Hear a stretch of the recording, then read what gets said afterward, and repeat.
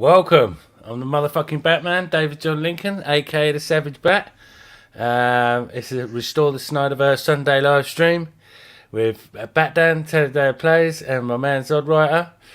And boy, have we. There's been some interesting things today. I hate social media, man. Yeah, fuck Twitter. We were just saying about this. I hate it so much. Yeah. Bro. Twitter is a fucking shit show. I don't know why people waste their time arguing on there. Let's see who we got in the chat so far. Socks in the place. Hi mate, how you doing? Snyder Queen. Whoop whoop. How's it going? Lucas in the place. Charles Austin. Well. Oh boy. Well. That's somebody else I wish would just leave social media altogether. Because every time she posts something, it's just like, why are you even bothering? You know, it's not true. You know, it's not right. So yeah, gets clicks. That's all that matters. Yeah, exactly. Yeah. All the news of Carol Affleck's return to DCU. We should start using the hashtag DC is back. That's not a bad one. Maybe after Black Adam. Hey, Matt's Mama Bear in the place. Yes. Hey, Snyder Queen. Yay, Snyder Queen in the place. This is going well so far. Well, let's actually get straight to it. Let's quickly get this picture up here. Straight to all the good stuff that's being that Sil and Mikey already told us about, but they're not getting any credit for it. No, at all. Yeah, don't get the agenda, unfortunately. Yeah. So for no apparent reason, just a total coincidence, Henry Cavill happens to be in LA with his girlfriend. Just at the time they're doing the Flash reshoots, wink, wink. With his hair dyed, with his hair dyed black. But that's just a coincidence, right? Yeah, let's have a closer look at that hair. That doesn't mean anything, right? That's nothing. Yeah, are you paying attention, people? Come on now. But according to James Gunn, Sil and Mikey are lying about everything, right? Yeah. Sil and Mikey don't know what they're talking about. Yeah, to be fair though, James Gunn was just replying to like someone's random comment that was taken out of context. He wasn't even, he's not. Well, I freaking hate James Gunn. Yeah, I've made no buts about it, and the reality is, I still hate James Gunn, and I'm going to continue to hate James Gunn until the day I die. F that guy. I don't understand why anybody bothers to give James Gunn a chance. Why they even entertain this idiot? The guy is literally the worst. He's one of the lowest forms of human life. He's an absolute scum-sucking pig bastard who shouldn't even be able to make movies, let alone be commenting on social media about stuff. Yeah. James Gunn, oh my God. If there's one director I hate, it's that guy. Yeah. Don't mix your words, though. I'll tell you one thing, right? James Gunn used sex stuff in his movies. Like in Scooby-Doo 2, he did sexual things in the movies. Look, really triggered me. Look. Let's be honest about James Gunn, okay? Let's be real honest. James Gunn likes children. Let's just put it that way, okay? And let's leave it alone. Nobody should be taking the man seriously on any level, okay? Enough is enough with this guy. I don't get how the guy even gets a job as a filmmaker. His movies are mid at best. His humor is guttural and juvenile. The worst type of toilet humor ever. The trauma movies have better humor than James Gunn does. So I don't understand where all these people, like, they come out of the woodwork and they start defending James Gunn as though he's some, just pious, upstanding individual. Dude, get out of here with that. Stop defending James Gunn. Stop sticking up for him. Stop taking anything that he says seriously, and just move on. Like, what is it with you? Like, here's the thing. nobody went to see James Gunn's The Suicide Squad. Nobody saw that movie. No. The movie is in a bargain bin at Walmart. Why? Yeah. Because it sucks. Because it's garbage. And guess what? He's not going to get any better. And everybody watching this Peacemaker TV show, they're just fooling themselves, hoping it'll be good because it has a DC label. And I feel sorry for every one of you that watch that stuff. Yeah, it's horrible. It's a guilty pleasure for me. I know it's not good, but I enjoy it for the wrong reason. I hate it. I hate it so much. I struggled to get through it. I struggled. I watched one episode, which was the episode where the Justice League appeared at the end. I hated every minute of it. I hated it from the top to the bottom. And I honestly was like, my God, if this is like the best representation of what James Gunn is capable of doing as a content creator, I wish he would retire. In fact, in 3 years, I want to see this guy washing my floors. For real. I'm so sick and tired of James Gunn. What a terrible, terrible, terrible filmmaker. Oh, my God. Yeah. Pure garbage. I remember someone posted a funny picture of Deathstroke without his mask on. You know, he's got a grey beard like James Gunn. And then there was that story about Deathstroke getting off with that younger girl, and it's like done the comparisons between Deathstroke and James Gunn. They're both the same person. Well, yeah, James Gunn definitely loved that. And you saw who James Gunn got married to, right? I to be honest with you, I thought she was a little bit old for him. Yeah, pretty much. Pretty much. She's a little bit too old for James Gunn. Yeah. That's saying a lot. That's saying a lot, y'all. Oh dear. We're gonna get in trouble for this one. Yeah. I don't care. Hey yo. What could be worse if we could talk about the Little Mermaid? Yeah, we can. We could always chat Snyder. We could talk about James Gunn's The Little Mermaid. What would that be like? Hair watch. What would that be like? Just say it. Just asking for everybody. What would James Gunn's The Little Mermaid be like? He would probably comment about mermaid's genitalia. That would be somehow incorporated into The Little Mermaid. Socks, Ella Mikey are the real truth. 100%. How much more evidence do you want? You know, fucking hell. Jesus Christ. Come on now. James Gunk is a beta. He's always been a beta. Yeah. Tacky one a titty uses sex stuff too. Yeah, I know. I'm not saying that. That's another weirdo that should never be allowed to make films. That's another guy that, like, dude, he made a movie where he tried to humanize Adolf Hitler, for Christ's sake. Yeah. Give me a break. You know, this is what we're talking about. And isn't it funny how they're all cut from the same cloth? James Gunn and Taika Waititi. Yeah, I saw a really cringe interview with Christian Bale about his role in Thor: Love and Thunder. And the interviewer said, some people are comparing your role in that to Heath Ledger's role in The Dark Knight. And Christian Bale, talking Christian Bale is one of the greatest actors of all time. And he was like, oh, thanks. I don't think so. He didn't want to say it, but he was just like, thanks. That means a lot. Not even fucking close, man. Christian Bale is a legend. What was the other thing they said? That was it. And Christian Bale said, it's a pleasure to work with Tataki Wanatiti. Oh, of course. Of course. PR. I mean, come on, Christian Bale. You ain't that good of an actor.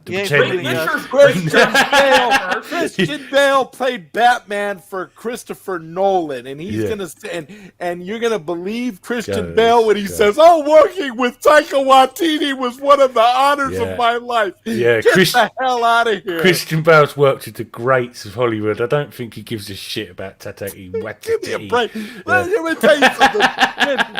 When Zack Snyder puts Christian Bale in the Rebel Moon sequel, that's when we'll really see some acting from Christian Bale. Yeah. Zod Writer really hates James Gunn. Who knew? Oh, no. I never knew with that. a passion. Yeah, the movie was garbage. It was so stupid, and people were trying to say, "Oh, it's comic accurate and all that." No, it wasn't. It just looked. It wasn't comic book looked accurate. shit. It looked horrible. The Starro looked like a one of those little teddy bears that you win at a fair. You know, shooting air rifles at a target or something, or knocking bottles over. I got a better word for what you're describing, Starfish. Yeah. He looks like a jelly coming that is half done. Literally. Yeah. I get the vague idea that Zodwriter isn't a fan of James Gunn. Christian Bale was actually the only bright spot. Hey, Alan in the place. For Thor: Love and Thunder, if you ask me, that movie was 12-year-old area. That movie was abysmal. Yeah, there you go. Actually, she would be 11 and a half, but you know, if you want to round it out, you can say 12, but she would be 11. She'd actually be 11 in James Gunn's Little Mermaid. Yeah, good job. I don't really go on Twitter much. Well, all the Disney James Gunn will probably be after me now. Oh dear. Thank you for the place, mate. Yes. Oh dear. Mad Mama Bear, yeah. Question. Well, any of you think Snyder should work on a live action Zelda movie? Don't know. It's too bright for him. I don't care. Whatever Zack Snyder wants to work on. If Zack Snyder wanted to do a live-action Pac-Man movie, I'd be interested in watching. Yeah, my two personal top picks. Not many people know about them. For Zack Snyder, would be to do a live-action Ulysses 31. I don't know if anyone remembers that cartoon. Oh yeah, from the 80s. It was about Greek mythology, but it was set in like the year 3100. I'd love to see him do a live action version of that. That was before my time. And those who know me, I love an 80s anime called Fist of the North Star, and I've got that series. I love that series so much, and I believe that if there was any American director who could direct Fist of the North Star, it would be Zack Snyder. Yeah. So that's on my wish list if Zack Snyder were ever. Yeah. I mean, because you talk about a movie that would be full of, alpha, male, macho, like just complete, like you're already dead. I mean, my God, Zack Snyder would be perfect. What was it in Japanese? It was Omorio Oshindu. Yeah. Yeah. I love all the versions of Fist of the North Star. The movie, English, games, Japanese, the series. Games, whether it's in English or Japanese, doesn't matter. One of the best arcade games. It's a masterpiece. One of the best arcade games was Fist of the North Star with the 6 punch pads. Yes, Punch Mania. Punch Mania. Yes, it came out, and you had to hit it from the lights. Me and my brother... Yeah, Wada! You're already dead. Me and my brother, when we used to go on holiday, go down to the arcades and try and find that machine specifically to have a go on it. Best machine ever, bro. Yeah, and they ended up having to put ended up putting a warning sign on it, and some people pulled them out of the arcade because people were breaking their knuckles, punching the screen by accident. That is a cool game. It's something I'd like to own actually. Because I've like you, Zod, I've been into my arcades and stuff. Me too. That would be the one arcade machine.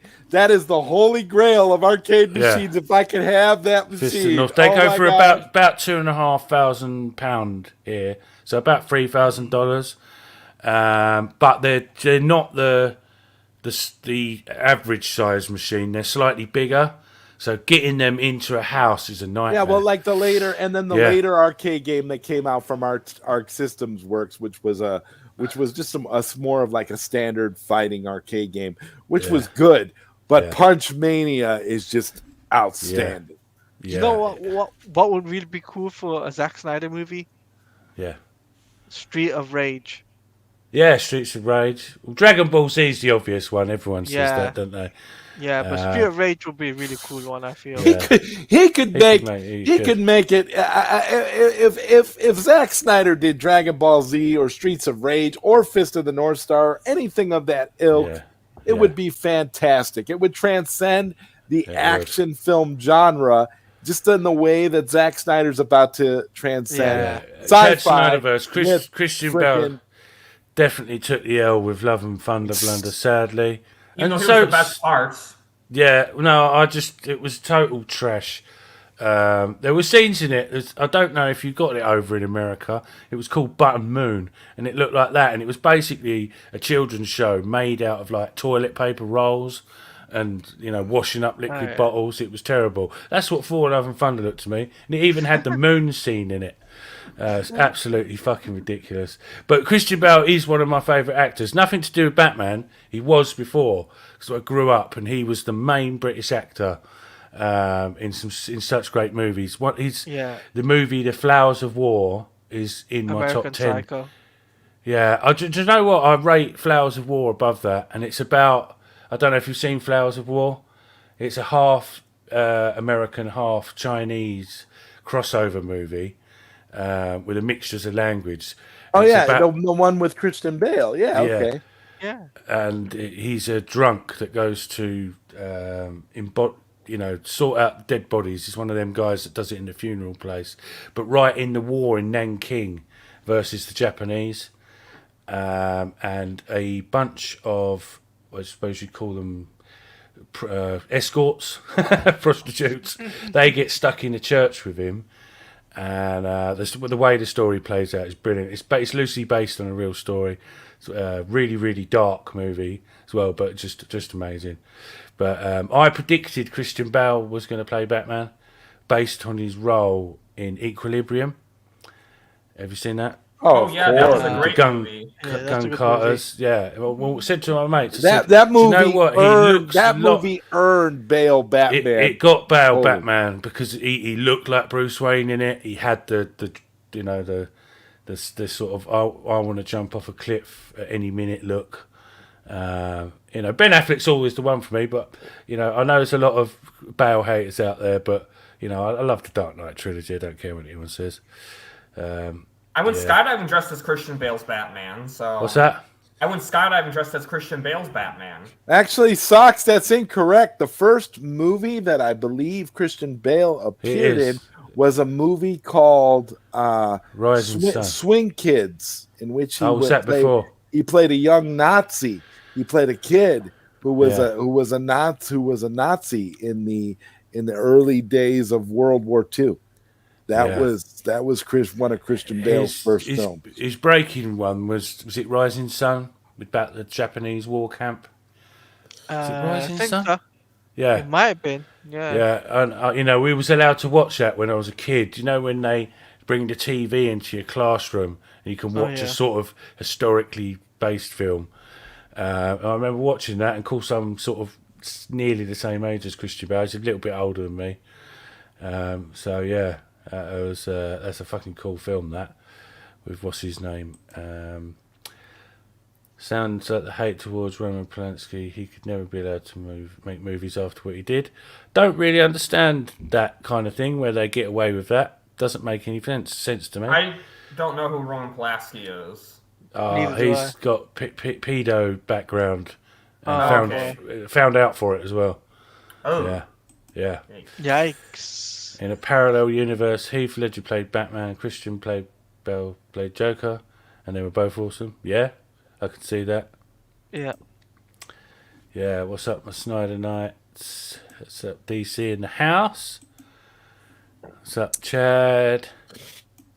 Christian Bale's first film role as a child was Mio in the Land of Faraway.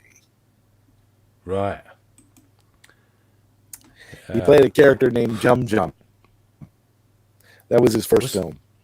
Was he a schoolboy in that? He was a kid. He was a kid. Yeah. My cousin done. And you're right. He was also a kid in Empire of the Sun. But that movie, Empire of the Sun. That's it. Empire of the Sun. Yeah. That movie predates Empire of the Sun. Yeah. My cousin done the costumes for Christian Bale in a few of his earlier days films.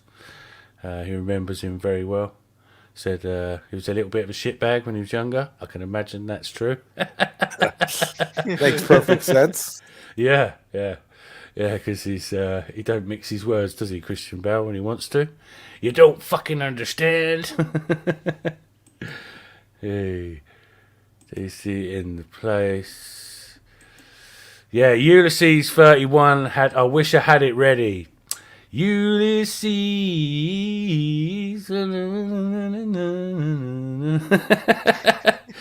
That was just such a great song. The whole soundtrack to Ulysses was brilliant. 80s guitar stuff.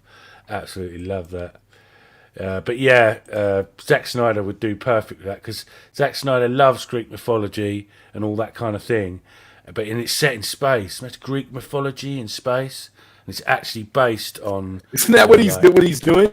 Yeah. With his Justice League movies? yeah. Basically. So it'd be along the same lines. But yeah, that's. Honestly, I feel like Marvel had a missed opportunity by not trying to lock in Zack Snyder for the Eternals. I really feel like that would have been Marvel's chance to really break out. Get Zack Snyder for the Eternals. It would have blown everything out of the water. Yeah. But nope. I'd like to see him do live action Jason and the Argonauts, yeah. That's still a good movie today. The best, the breakthrough of animatronics that was, with the skeleton people and all that sort of thing. That was amazing. I watched a documentary about the guy, I can't remember his name now, that done all those animatronics back in the day. Absolutely amazing. Lost art, that is. Yeah, what's up, Charles? We'll just catch up with this chat a little bit. Yeah, Fist of the North Star is the one. It's one of them things that I watch the entire thing once a year. I watched it so many times. So many times I'd redo all the way. We should actually do. I think we should do a watch along for the 1986 movie. Now that I'm up for. You'll get really annoyed with me though, because I know it word for word. I know it word for word. So I'm going to be saying all the lines all the way through. Me too. I would love to do that. Yeah, that English dub is fantastic with the freaking that's completely off from like the Japanese version. Yeah, but it's still so awesome. It's done so well. Great. It's done so great. Like just that beginning scene. Like they're walking, like when they're walking through the desert. When Ken and Julia are walking through the desert, and Ken is like Julia, and Julia's like all that will be left. And then he looks at her. He looks at him. And he's like, "Who knows?" It's just the dialogue is just so ominous and perfect. One of my favorite pieces of dialogue for that is when Shin is talking to Julia and says, "This is some sort of dramatic music in the background." He says, "This is the last place you can eat what you grow. Eventually all this will be gone and Earth will just be a barren ball of rock spinning through space, because it's the end of the world." I thought it's such a great line. It's brilliant. Julia was, I mean, the way they did Julia in the movie, Julia is a much deeper character in the Japanese version. She's called Yuria, and I mean, they flush her out so well. But in that movie, her character arc, you want to talk about a badass female character. You want to talk about somebody who is like, who is like a role model for little girls and for women. I mean, Julia is epic. I mean, my God, it's fantastic, bro. But one of the reasons I love the Fist of the North Star movie in particular is I've got this thing about movies where it all ends terribly. Like Empire Strikes Back. Yes. And Raoul the Conqueror actually wins. People forget that. They do. Spoiler alert, that Raoul actually won in the end and the Fist of the North Star lost. I love that storytelling because it's like they've done the same in my favorite. And then years later they did Raoul. They did a side story of Raoul the Conqueror, which was incredible. Which was like a 13 episode thing, and it oh my God, That character is so well developed. And that's another thing about Fist of the North Star. The characters are so well fleshed out that you care about all of them. There's nobody that's underdeveloped in that series at all. But another example of that, which kind of got me into that, was it wasn't Empire Strikes Back. It was Vanishing Point, my favourite driving movie. And spoiler alert, close your ears now. It goes through the whole movie. Such a great movie. And then right at the end, there's two diggers come out in the road. And the main character just smashes his car straight into the diggers and kills himself. And then the credits roll. That is just a classic way of ending a film. Like if you haven't seen Vanishing Point, I rate it above Bullet as the best driving film ever. Vanishing Point is the one. You must see that with the white Dodge Challenger, which made an appearance in Death Proof. That's what they're talking about in Death Proof, is going to steal a replica of that car from that movie. I really like Death Proof as well, actually. Totally underrated, that movie. When things end badly. That's what we have to learn here. You know? I just love that way of storytelling. It's like you're expecting some magical, let's all be friends and save the world. And then it just goes boom. You're like, huh? And the credits roll, you're like, oh, fuck. Shit, man. Life doesn't always have happy endings. Reservoir Dogs. Reservoir Dogs is another one. Every motherfucker in the place gets shot and killed by the end. The only disaster. The only guy that gets away, if you listen very, very closely, is Mr. Pitt. Yeah. He gets away at the end. But everyone else... Yeah, Empire of the Sun, the film was set in World War II era. Yeah, Empire of the Sun, that was part of my childhood. You know, all people, you know, British, you know, we all wanted to be Christian Bale. He was the number one. Yes. HR4 in the place. Lovely to see you here, mate. Always a pleasure. Hey, Rhea. Yeah, he's great, HR4. Great edits. Good friend on Facebook. Great supporter. Yeah, I wanted Bale for Batman as soon as I saw American Psycho. Yeah, everyone loves that movie. I think it's all right. It's not one of my favourites, though. I prefer, like, Equilibrium and some of his other ones around that time. But yeah, it was Equilibrium. And I said to my friends, I'm sure he's going to play Batman, because the way he was dressed and that face that he'd done in it, such a great... And a lovely cameo from Sean Bean. He's not in it for long. When he's reading the poem. Of course not. Of course not. He's killed that. Come on, Sean Bean. Yeah, he gets killed. Yeah, but in this particular movie, he's in it literally for like 10 minutes, and then he's dead. It was Christian Bale shoots him for reading poetry, because, you know, all sort of art is banned in the future. Emotions, anything emotion. Anything emotional. Yeah. It's been a while since I've seen it. Oh, it's such a good film, and the gun carters, martial arts mixed with handguns, fucking genius. That really was great. The only reason it wasn't successful is because The Matrix came out at a similar time, and because everyone was similarly dressed and it had a kind of similar theme, everyone thought it was a kind of knockoff of The Matrix, but it's not. If you go and watch it, it's its own thing. Such a great movie, Equilibrium. Completely different plot, no robot. Completely different, no. But everyone just saw the cover with Christian Bale dressed a bit like Neo, and they were like, "Oh, that looks like a knockoff." But it's not. Oh, they were so wrong. Though. Yeah. Equilibrium was such a deep and fantastic movie. Really thought-provoking, and Sean Pertwee, obviously amazing. Yes, of course. You know, and is it just me, or did Sean Pertwee deserve a Doctor Who? I mean, he does, because his father was Doctor Who, wasn't he? Yeah, but doesn't he deserve the John Pertwee? John Pertwee. Yeah, I mean, come on. I mean, he would be great. But they was both massive parts of British sort of children's television and nighttime television. I always hoped they would get him. I always hoped that they would get him to do a remake of The Prisoner, Patrick McGoohan. Yeah. I always thought he would be perfect for that role. Empire of the Sun, Alan. You must have seen Empire of the Sun. Yeah. Yeah, about the Japanese war camp and the spoilt brat Christian Bale. Mm-hmm. And Empire Strikes. He was a kid in that movie. Yeah. That was a long time ago. Charles Austin, the Dark Knight trilogy was fantastic. Dark Knight Rises could have been lesser of the three, but Nolan did a fantastic job of it, especially seeing it last minute with Heath Ledger's death. Yeah, I actually liked. I agree with this statement. Yeah. So it's on the years today. The years. Yeah. But I just want to see more Batman in The Dark Knight Rises. One of my main issues is like he's not Batman for a Land while. of Far Away. I remember that as well, Alan. Yeah.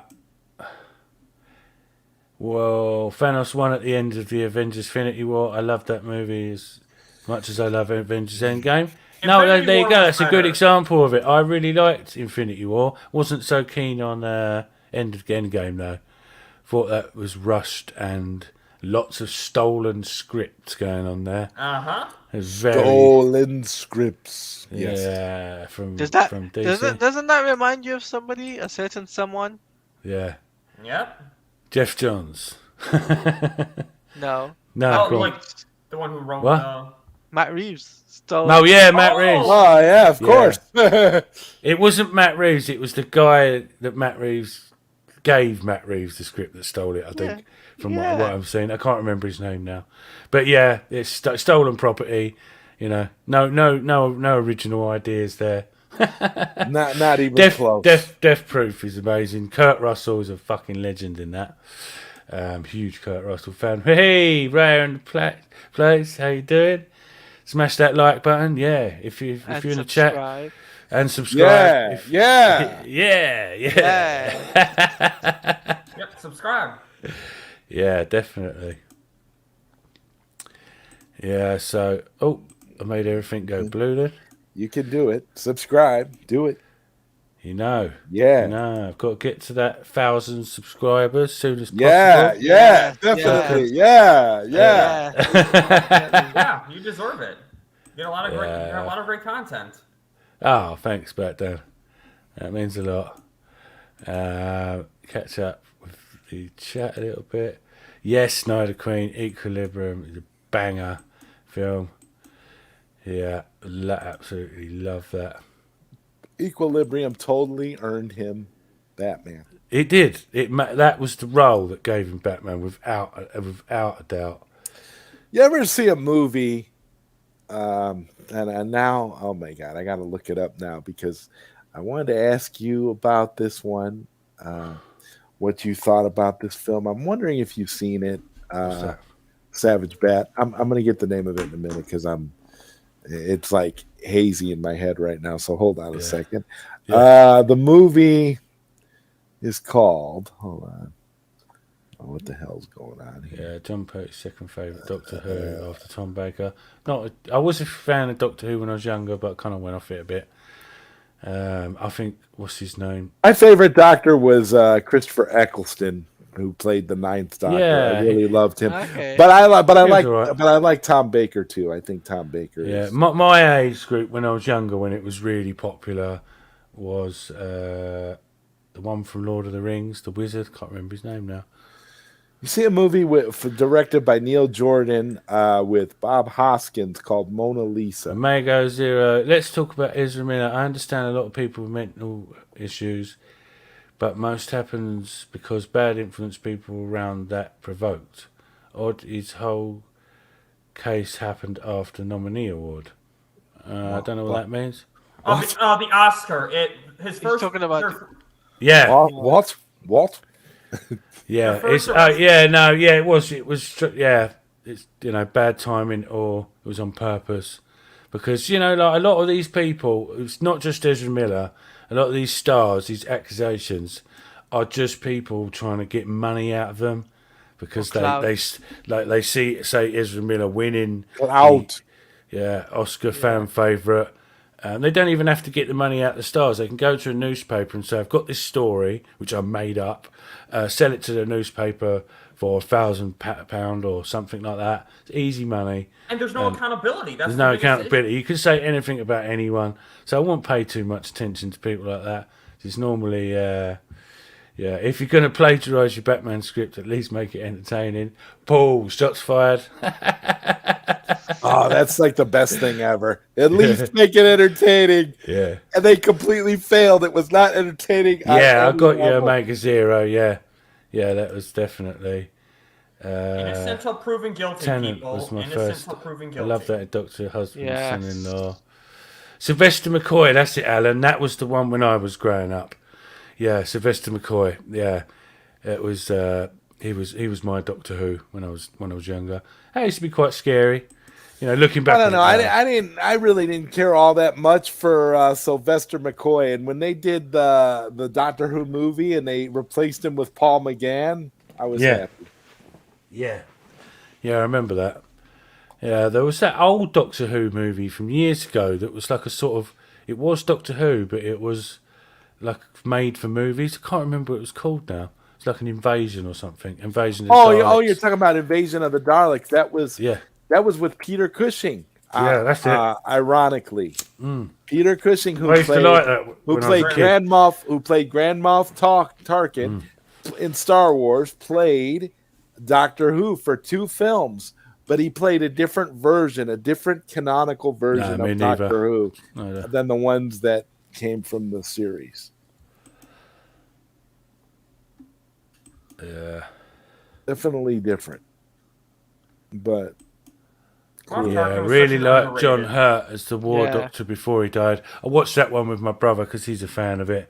And John Hurt's actually a friend of the family. John Hurt was awesome as the War Doctor. Yes. When he lived in near Harlow years ago, he used to know my mum and all her friends. He was like a sort of a local legend, John Hurt. After he done Alien, he's just went supersonic stardom. But they used to sort of before I was born. This was, have dinner with him and stuff. That was really cool. You had dinner with him before you were born. Wow, that must have been cool. No, my mum and her friends. He was like he lived around there.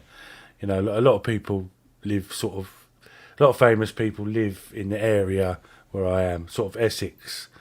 To get out of London, really. And live in sort of the countryside a little bit. I think that's why.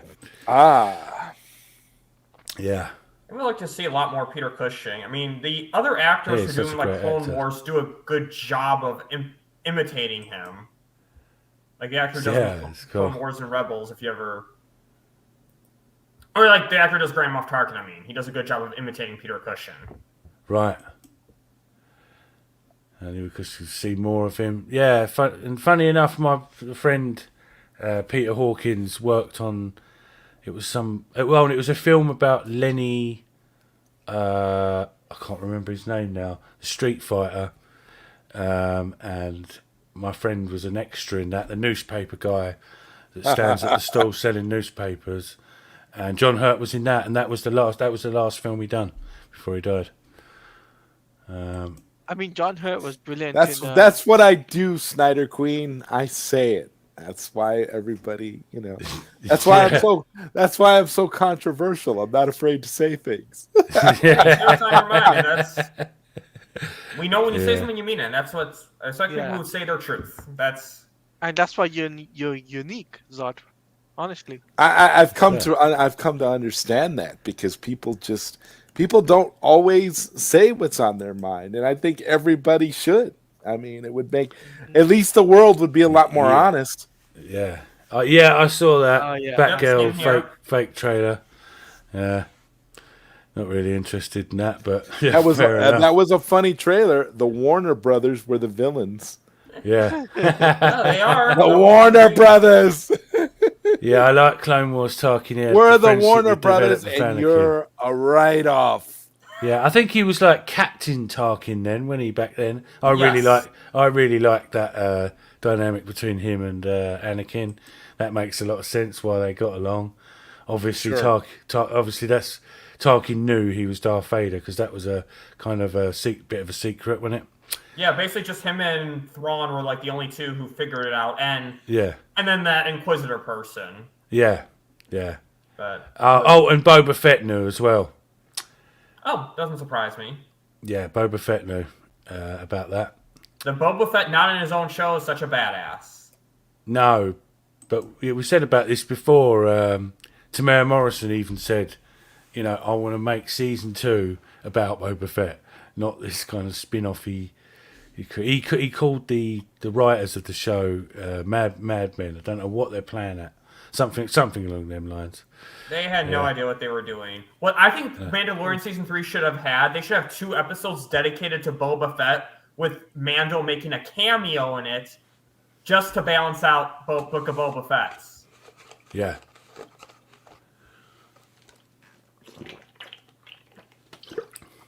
See, now tell me there's some gin in that juice or something, bro. No, not at the moment. Honestly, I mean, come on, man. Yeah, I'm being a good boy. Yeah, and for me, it's Sunday. I mean, I've worked tomorrow, so I can't. So what? Yeah. Pull out a cold one, Bad Dad. Pull out one of those cannons, bro. I will be having a beer after the stream because we have a birthday in Sil Nation, and how I like to do my birthday videos. Yeah. I saw that with the Jedi's what's it called, Skywalker's little video that you did. You remember? Oh yeah. I do those videos I do that same video for everyone. I even did one just like that, what you're talking about for Skywalker. I did one for Ezra Miller even. Oh, yeah, Socks. Peter Cushing was amazing in the Dracula films, and he was very good friends with Christopher Lee. Peter Cushing was just a brilliant actor. Yeah, I love those old Hammer horror movies. They are they still stand up today. They're really cool, really still entertaining. Yeah, the Jedi extinct. You, my friend, all that's left of that religion. Yeah, so he knew. And this is a guy that Vader took orders from. I mean, Tarkin put Vader in his place, which is, don't see a lot of that in. Vader don't like any back chat at all, really. I think Boba Fett kind of gets away with it a little bit as well. In the original gives him a little bit of back chat, and Darth Vader. I don't know about any of you guys, but Tarkin in Rogue One was a boss. I mean, it was so great, the whole dynamic between Tarkin and Krennic. Oh my God, it was awesome.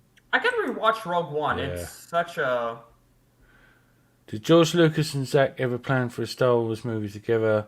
There's a report Lucasfilm pitched him for a Star Wars project years before Disney bought and copied A Whole New Hope for The Force Awakens. I don't know about that. Zach pitched his Rebel Moon idea. Rebel Moon script. He definitely pitched. Yeah, we know that, but I'm not sure about before that though. Well, because before George Lucas sold Star Wars, it was just those 6 movies. He didn't have any plans really for like spin-offs or at least like movie live action spin-offs. Honestly, I have to wonder though if he didn't sell the company to Disney, I think that Zack Snyder would have had a better chance of being able to make a Star Wars film. Oh yeah, definitely. Yeah. I 100% agree with that because it wouldn't have been Disney, so then like you could do a lot more violence with it. Even though Deadpool's gonna supposedly be violent, we'll see how that goes. But yeah, I'm sure it will Deadpool's gonna be R. Disney is not gonna miss out on that. Agreed. That fan base. You can't water down Deadpool. You got to make it. You got to either do it in the way that it's traditionally been done, or don't do it at all. I agree. I think they could make some jokes about Deadpool being in other franchises, though. Like, I would love if Deadpool was like in a more like kiddie-friendly PG-13 movie, and then Deadpool tries to say a remember how Deadpool 2 had 2 different cuts. Remember how it had the PG-13 cut and then it had the R-rated cut. Oh, I didn't know that. That might be what they'll do for this one. Maybe there'll be a PG-13 and then there'll be an R-rated. A PG-13 only works if they have Deadpool make a joke about it. Like if he tries to drop an F-bomb and then a bleep happens and he says, screw Disney. That's what happened in the theatrical cut of Deadpool 2. Yeah. I thought that was rated R. I saw a rated R version. No, there's two. It was the R-rated was first, and then the shit version was after. I just saw the R-rated version. Yeah, some Christmas thing. I can't remember the name of it. Oh God, don't just it works if he's in other shows and other characters' movies, but not for his own. I'll put it like that. Yeah, it would be obviously a lot better R-rated. It's Wolverine as well, stabbing people with claws. Kind of not, it kind of it's better if it's R-rated. Right. It's right. Sammy's completely right. That's what it is. They did the Deadpool Ever After, the PG-13 version, where they had the blips every time he swore, just like you said, Bat Dan. It was two different versions, so they did put out the R-rated version. Yeah, Deadpool Ever After. Yeah, that's what it was. Yep. Yeah. I don't like when they censor. Thank you, Sammy. That's exactly it. Yeah, I've not seen it. I never bothered. You know what I mean? It's not good. If something's PG-13, it needs to be PG-13. It can't be something that's R-rated, edited for PG-13. That just doesn't work. It's just all these awkward bleeps you get. Would you imagine the movie Stand By Me as a PG-13 film? Just saying. Oh boy, never seen it, but that'd be on a whole new level. Anyway. Well, that's what David Ayer compared the theatrical cut of Suicide Squad to if they made Joker, essentially, if they toned down Joker. Yeah, there's heavy rumors that there's 40 minutes of missing Joker footage, Jared Leto footage from David Ayer's movie. Oh yeah, it wouldn't surprise me. Yeah, that was the rumor going about a long time ago. Speaking of which, today it was a trending event for the Ayer cut today. It was release Ayer cut in theaters. Right. Oh, yeah, okay. right. Good luck with that. Yeah. Wow. Yeah. Release Ayer cut in theaters. Actually, what they ought to do, they ought to release the Teen Titans Zack Snyder episode in theaters. That's what they ought to put in theaters. Yeah. Actually just play it before the Emerald cut of Zack Snyder's Justice League. The Looney Tunes bit at the beginning. I mean, the Emerald cut might be a thing. There was rumors about that at theaters or whatnot. Yeah, possibly. But contribute something. Make more sense to put it on streaming and do a physical copy after a few months. Yeah, it's easy money, because it's done, it's finished. David Ayer's already said that he's seen it, and it's great. Yeah.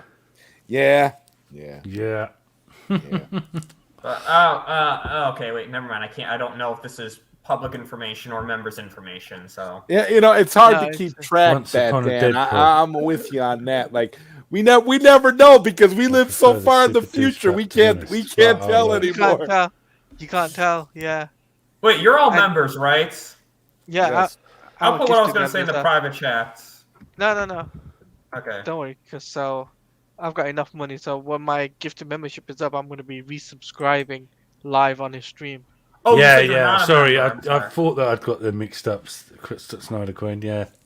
Yeah. Once upon a Deadpool. Yeah, I'm talking about Emerald. Parody dub Justice League need to enter the theaters. Let's the audience see the mummy boxes. Oh no! Oh God! Yeah, Justice League is dead. Bury it. Well, some people really are obsessed with Justice League still. They still want to insist that Black Adam is Justice canon. No, I know, but come on. Anyone that's going to watch Justice League and say that's a good movie and accept all that crappy colouring and Henry Cavill's face and all the just total crap, crappy Steppenwolf, I really genuinely distrust their judgment in films overall. And their personality, really. Because if you really think that that's any good, then you've got brain damage of some sort. It says a lot about the mindset of certain people. But hey, I don't begrudge anybody for loving what they love. Hey, it's fine, whatever.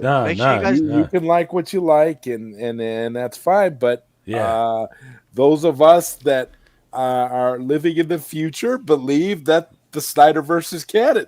Sorry. Yeah, 100%. Yeah, I believe it's canon to most movies. There's a few movies I refuse to say it's canon to. But... Quickly, if you haven't already, get out of the chat and click that like.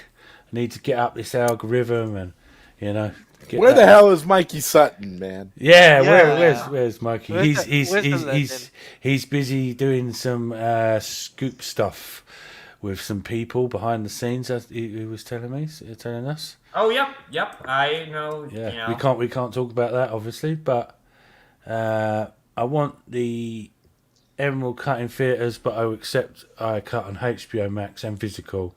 Just give me the movie already. Yeah, they've got my money already. Do you know what I mean? Yeah. I'll get 50-50.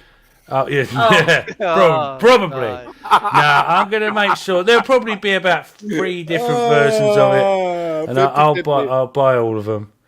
You know, slowly building up every country's version of the Snyder Cut now. So I know. I got mine from. I've got like 4. I got mine from. I got now, my Blu-ray Steelbook copy from Finland. Yeah, but my pride and joy, I've got the standard Steelbook with the sword in the middle. Yes, that's. I've got that, but it's signed by Ray Porter. Oh, nice, dude. That is probably worth a dime on eBay right now. Do you know what? I'll get it. How'd you get it signed by Ray Porter? Yeah, that's a good question. Off of eBay? No, I went and met him. Oh, you went and met him. Okay, that's cool. Yeah. There you go. It's how do you go full screen? Just click on there. Solo layout. There's Ray Porter. There you go, Ray Porter. There you go, guys. Yeah. See, the only thing about that the one you have is it's got the UK certificates. Yeah. And that kind of messes up the Steelbook for me. If I had UK certificates, I'd be going nuts trying to get them off of there. Yeah. But meeting Ray Porter at the Comic-Con was really nice. I got my photo with him as well. That's somewhere down there. But yeah, he was such a nice guy. You know, it's ironic that he's such a sweet man and plays the such a cool villain. Yeah, it's great. Some people 50-50 on Black Adam. It's canon. It depends. Yeah. Take a stance already. If you're wrong, be confident in being wrong. That's the way I look at it. Stop backpedaling where it's like, oh, well, I said it could be this, but I also said it could be this, so I'm right either way. No. Be wrong and confident about it. I respect it a lot more than being indecisive constantly. You know what, Snyder Queen? I think the Emerald Cut might be at Kevin Smith's theater. I mean, he did talk about the Snyder. I mean, he did talk about the Snyder Cut before everyone else did. You know, in terms of what he saw and whatnot with Darkseid. You remember in this podcast a long time ago? Yeah. Yeah. So that could be the 5-hour version with Jon Stewart. You know. Mikey and that was saying about that. So I want to see your Steelbook collection. Tag me on Twitter. I will do. I've got one's not here because I always use it for watching at my mum's, but I'll sort that out in the future. Yeah. I have one, but it's not signed by anyone. Yeah, it's really proud of it. Yes, it's sick. Yeah, I love it. Whipping out the Steelbooks, yeah, you got to. I've got building up a nice little collection of 4K Steelbooks now. Like I said before, I started from scratch, just 4K Steelbooks and Zack Snyder's trilogy and BVS, the Ultimate Edition IMAX version as well, because I bought that just to support Zack, when he released it. Oh, same here. I mean, I bought it before I had a PlayStation 5 and could actually play 4K. Yeah, I had it before. I had a 4K player. Sat there for ages and I couldn't. No, that was it. My mum's husband, Chris, he had an Xbox, so I watched it on that to check it out. That was really cool. Little Darkseid logo, cute. Yeah, late to the stream making dinner. What's up? How you doing, Venka? Brilliant, mate. They're stickers, so you can take them off. Haven't taken mine off yet. No, neither have I. I will. I'll probably take them off actually, because I'm a stickler for that. Yeah. Okay. Snyder's cutting canon. Yeah, telling you now. Yeah, obviously. So we know they're doing a lot of reshoots for Flash. Do you think they'll bring Billy Crudup back for the reshoots? I'm hoping so. Yeah, you said this before, but we've got Ben Affleck, Gal Gadot, and Henry Cavill all are in LA at the same time, having photos taken with fans and stuff, and shot by the paparazzi. So come on. That's quite a little gathering of people just as a coincidence. And maybe another jail member could be announced. I think not. Considering Henry Cavill's British, lives in Britain, he loves doing his training and running and all that. Just takes a random trip to LA for no reason. Yeah, what could that be for? Yeah. It's almost like Sil and Mike have been saying that Henry Cavill was going to be in it for over a year now. Yeah, well, we saw that it was a. I don't know if it was real or not, but it was apparently someone that was working on the Flash a long time ago. Said, I've just seen Ben Affleck and Henry Cavill as Batman and Superman on the set. And then they said, couldn't reveal their name. But you never know with these things. People could be just winding you up. Oh, I agree. Yeah, Ray Fisher, obviously, Omega Zero. Yeah, Ray Fisher, we need Ray back. Fingers crossed in this, but if not, the next part. Either way, I'm easy. But it would be nice to see Ray Fisher in the Flash because he was supposed to be in it, wasn't he? He was part of the story. Yeah. Got removed because of Hamada. And that's the main issue. Is if the new director didn't, not vignettes, but it would be nice if that could change just for continuity. Yeah. I'm just a big continuity. I'm very picky about continuity. I'm very. I'm someone who's hoping that they'll make Amelia Clark look taller to match Amber Heard's heights to keep the continuity from Aquaman. That's how big on continuity I am. Yeah, 4K, I'm exactly the same. My first 4K steelbook was Zack Snyder's Justice League, and I got hooked after that. Got rid of all my Blu-rays a little while ago as well. It's like 600 Blu-rays. It was stupid. I just, got the room for them. I just thought I'd start just a collection of my favourite films, because before I was just buying everything. I mean, I don't buy physical media much anymore. No. Well, I'm not. I'm just sticking with this 4K steelbook thing because it makes a nice collection. It's something nice to collect. Then they're not cheap as well, so you can only buy, one every now and again. The Zack Snyder movies. That's what I'm sticking. Yeah. I mean, I get my stuff digital because they're a lot easier for me compared to physical, because with discs these days they can easily get scratched or they can get damaged. Yeah, I know what you mean. I've got a lot of digital stuff, and I've got all the streaming services pretty much. Yeah. Amazon, Netflix, Disney Plus, and all that. So I watch a lot of stuff. Yeah, it's too late for Billy Grubb, but Ray Fisher could make an appearance. I'm hoping at least. Yeah, I think it's the problem because they already have another actor, so it's the moral, is it morally right to cut him out of the movie now, the other guy? So I kind of get that. I have a feeling Ray Fisher might come back. That's my gut feeling. It's yeah. You should DC Talk. They're amazing, absolutely beautiful things there. I just think that with Ray Fisher though, it's because with the Hamada-verse no longer in play, they're gone. I think he's gonna come back and he's gonna be like the biggest thing for the Flash movie, as if it's a secret, that is. Well, they better not keep that a secret, because the problem is a lot of the boycott of the B crowd is still active because of Ray Fisher, because they want to support Ray Fisher. So if they keep that it wouldn't be in their best interest, in my opinion, to keep that a secret for that reason. Not that I think the boycott has as much influence as they think they do. I mean, at the end of the day, Cyborg was part of the Flash film in the Flashpoint Paradox movie. Yeah. That was a huge part. So with this movie, I think they should have Cyborg in it, but yeah, that's not much of a Flashpoint movie, though. I mean, they're taking one minor element of it. Yeah, I know, but I mean, you know what I mean? Just having the heart of the character, with his friendship with Flash, and discovering more of that friendship in the Flash film would be pretty cool.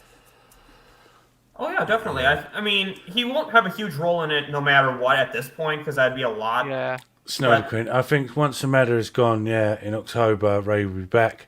Yeah, because Zaslav said like we were gonna, build new relationships with people, directors and stuff. I think he may be talking about Ray as well. Yeah, Mikey. What way of making a movie better than bringing Ray back and putting him in there, even if it's just a little cameo, and then having big time in the next part? I'd be happy with that. Just some acknowledgement, at least.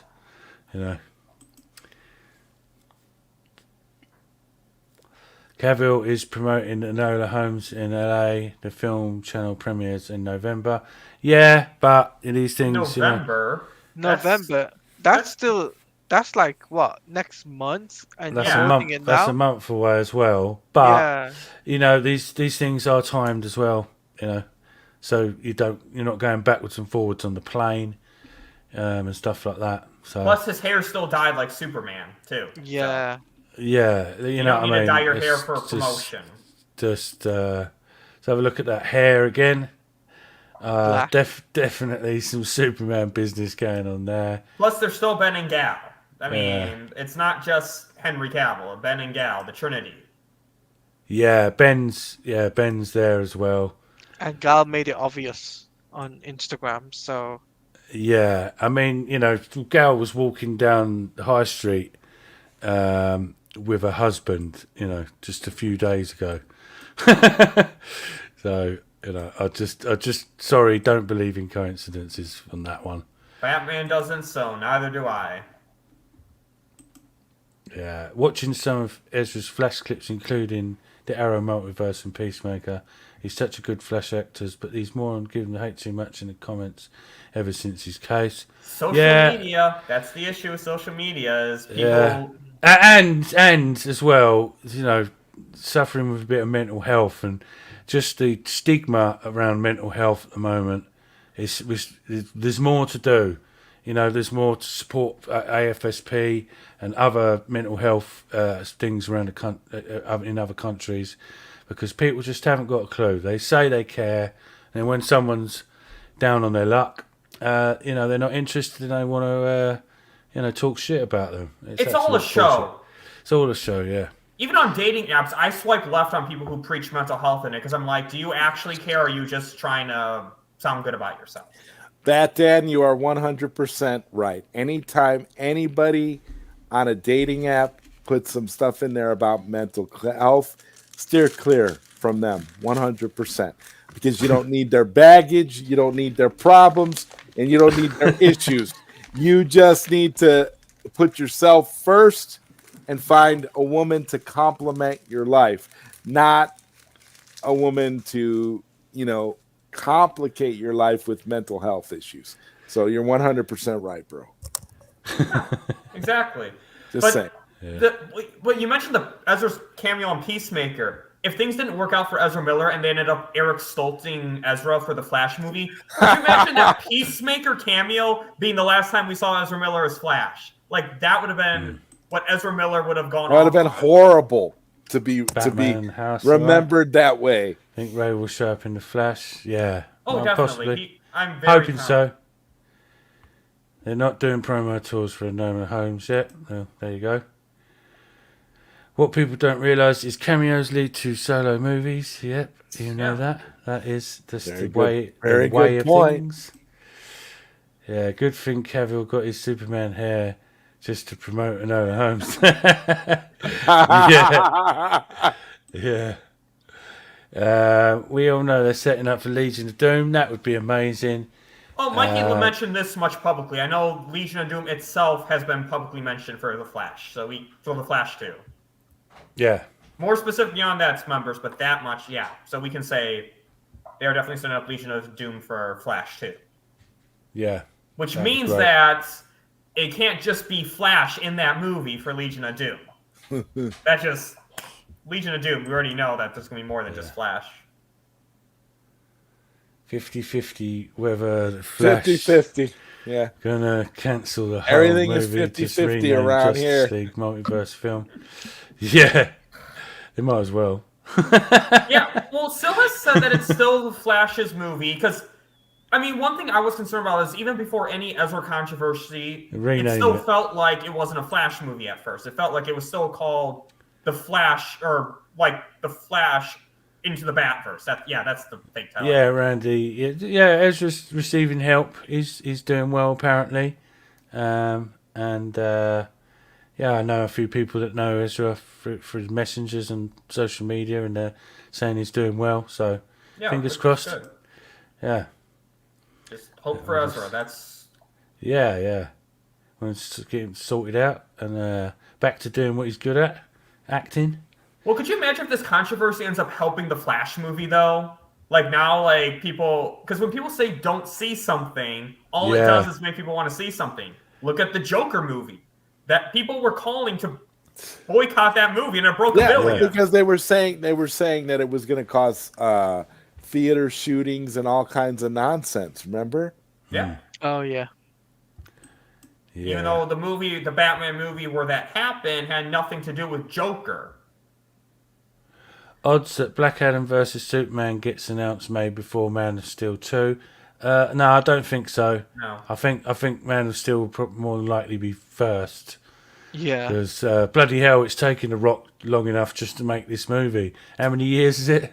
14 years. 14 years. Since 1998. No, since 1998. So I don't think that will be coming very soon, anytime soon.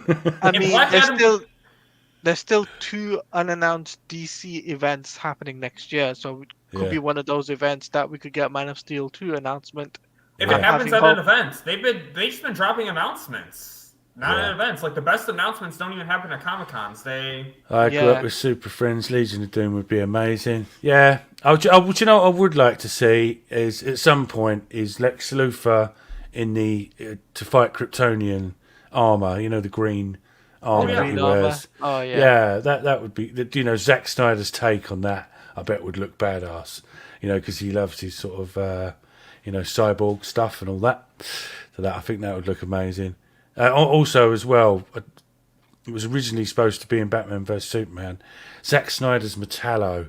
I'd really like to see that. I think that ended up working out well, though, in my opinion, because I feel like Metallo wouldn't be much of a match for Wonder Woman. So I think even though that was a studio meddling, I do think it ended up working out having Doomsday in that movie. My hot take.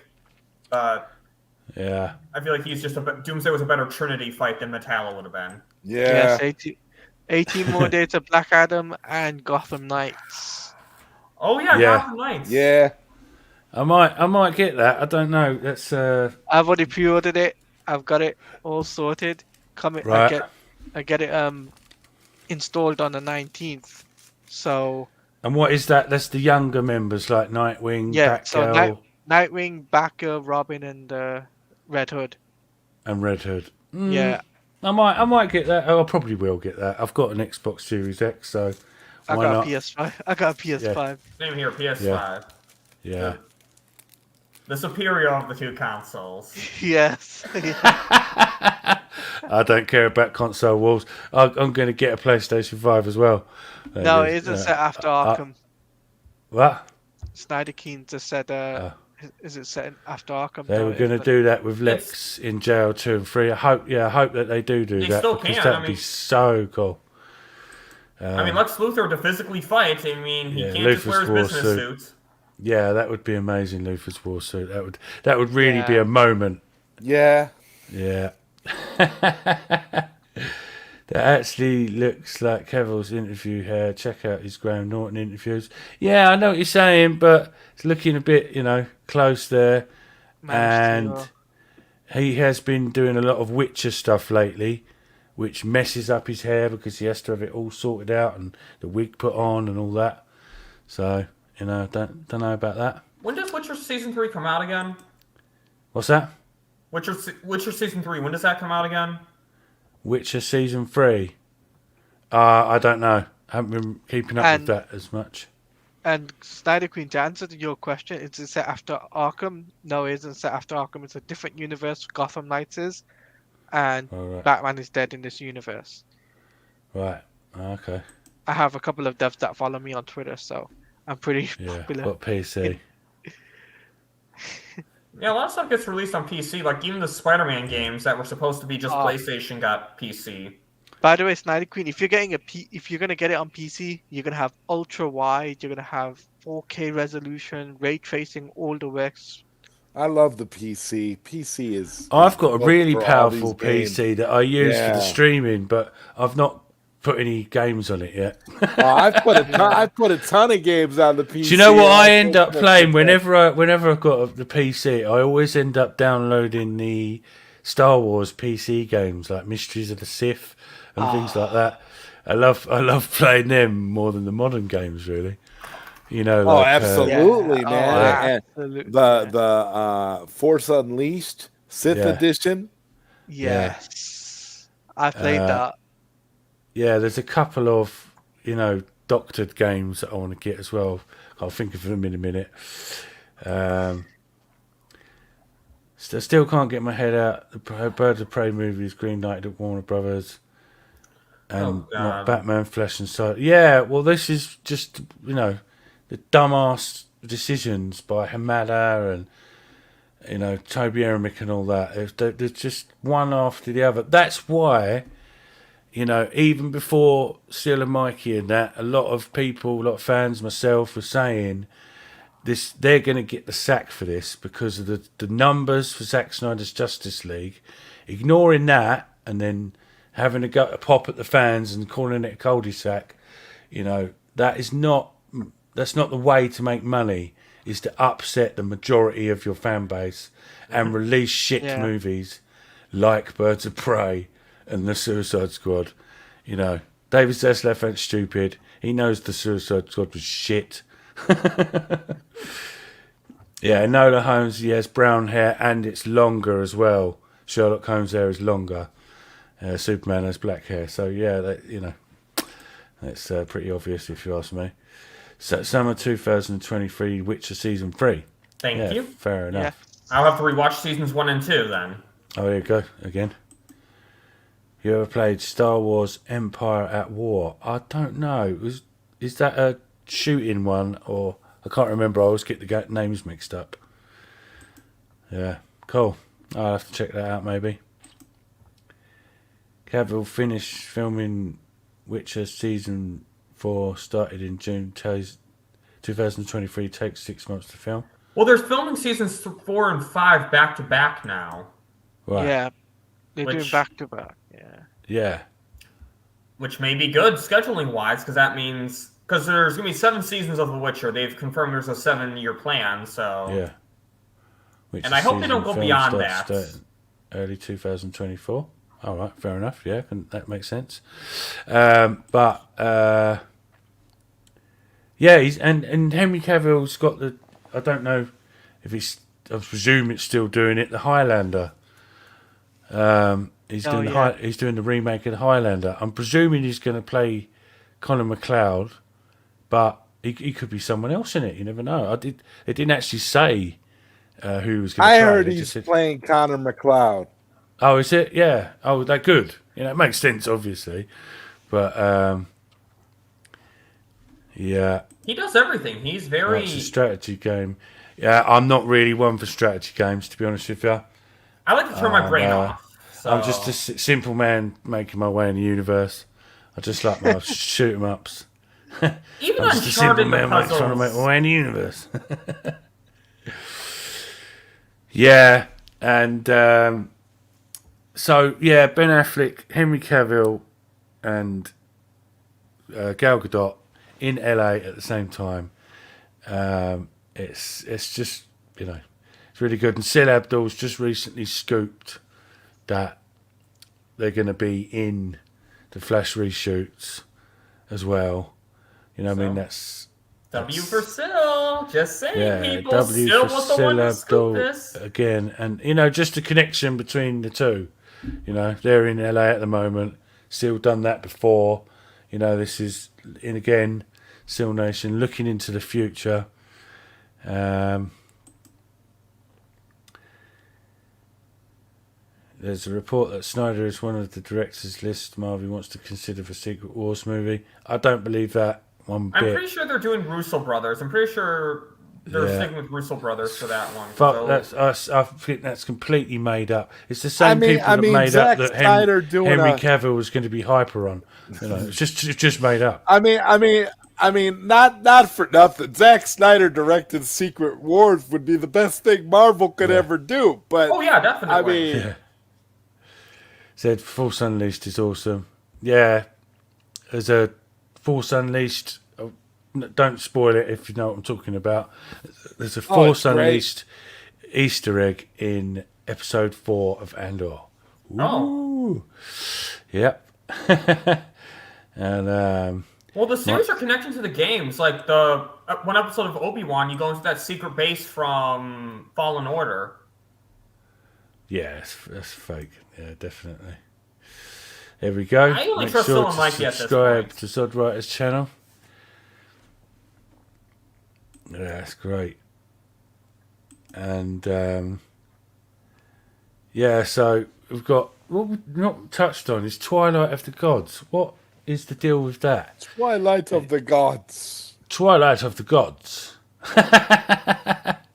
What's the deal with that? Is that's obviously still going, and not really got much idea what that's going to be about.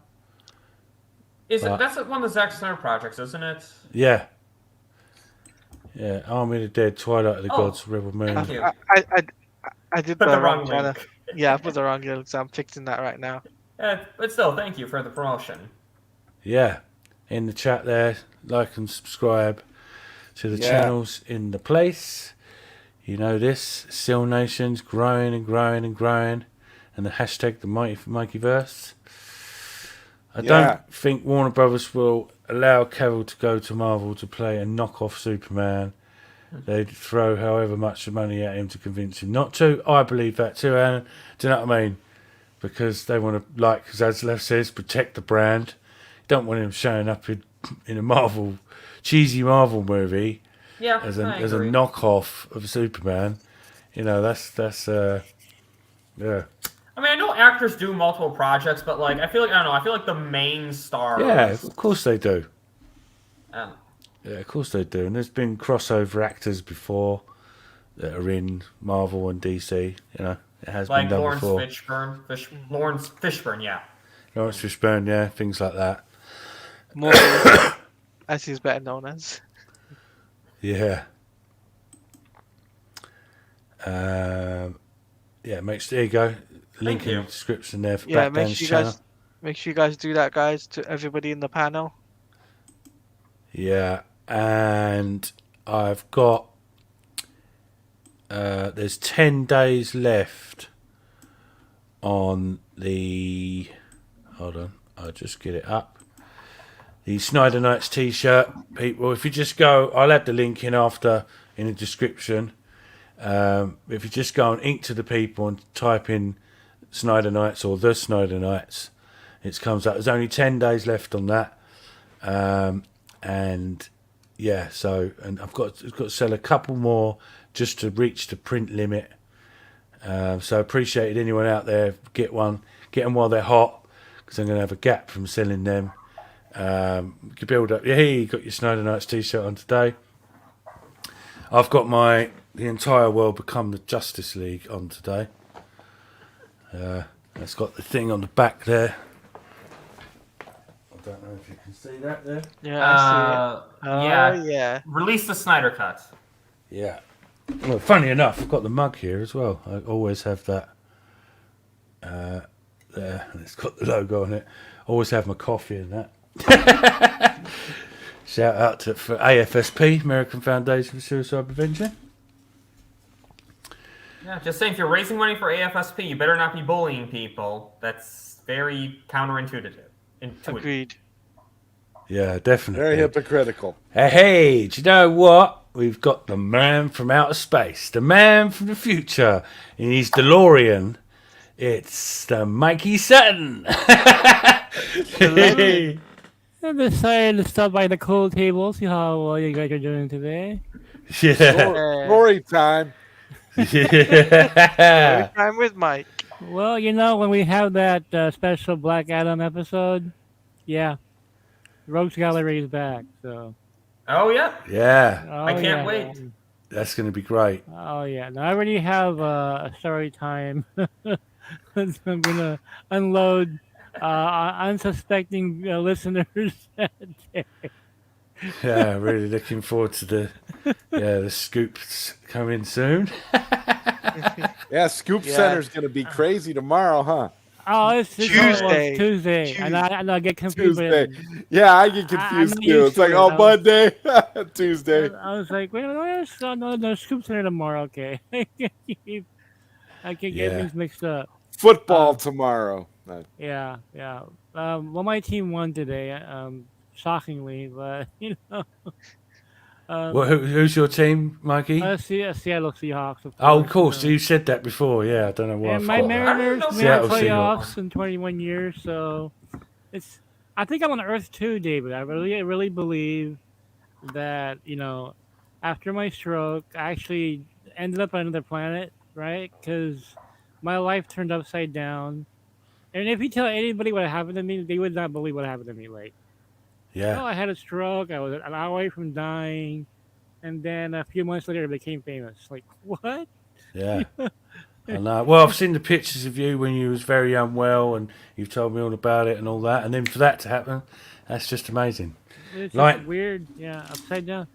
Hey, I was writing Dreamwalker 3. I'm still in the middle of writing it, and at the same time, I'm like developing Silver and Gold still, because I'll be writing that in Christmas time. writing Silver and Gold. So I was like, how do I make Savage Bat different from Man Bat? That's something that concerned me, right? Because I don't want to have any DC like, hey. And that's too close to our character there, Even though you guys are nothing alike personality-wise. Yeah. Visually, you guys have to look totally different, right? Yeah. All of a sudden, it just hit me. David is British, so we're going to have a white bat. Okay, this guy is going to look really weird, okay? So, I don't know if albino bats actually exist. I don't give a shit. Albino bats. He's an albino bat, Something to do with some kind of skin pigmentation part of his mutation, right? So... White bat.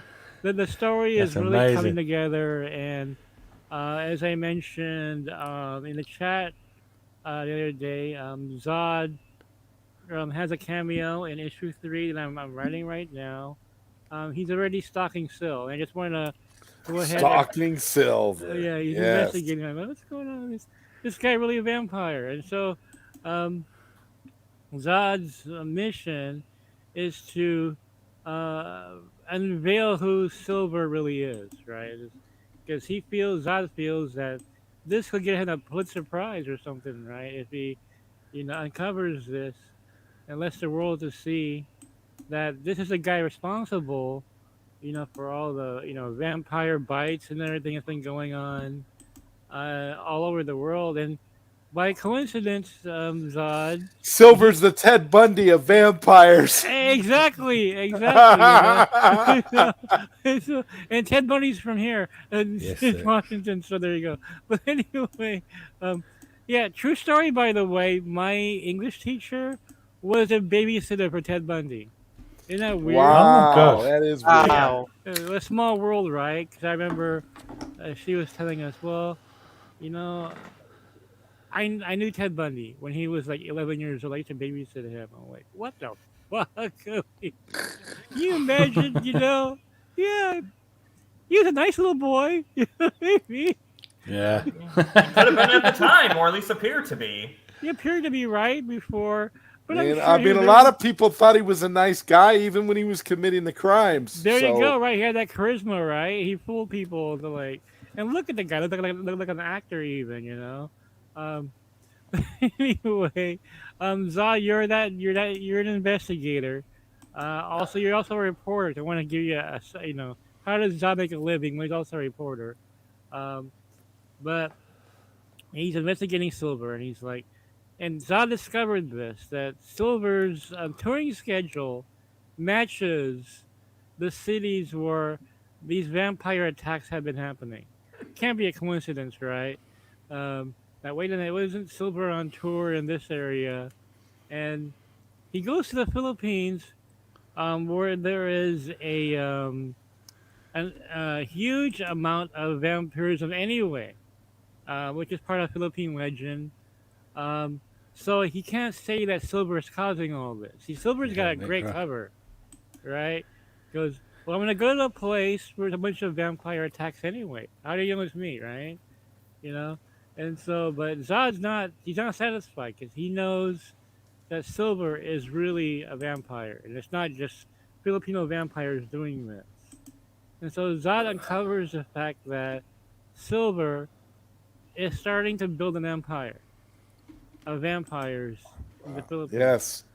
And Silver is so charismatic and awesome, and he's so popular because he's a rapper. He's a rapper. That is, he's got all the prestige, he's got all of the notoriety. Yeah. So it makes complete sense, Mikey. I'm with you.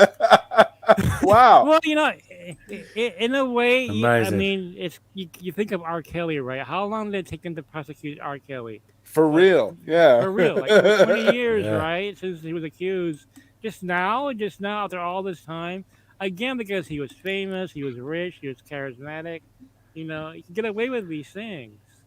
And so I'm kind of playing off that a little bit about the cult of personality and clout and power and what it can do to disguise your crimes.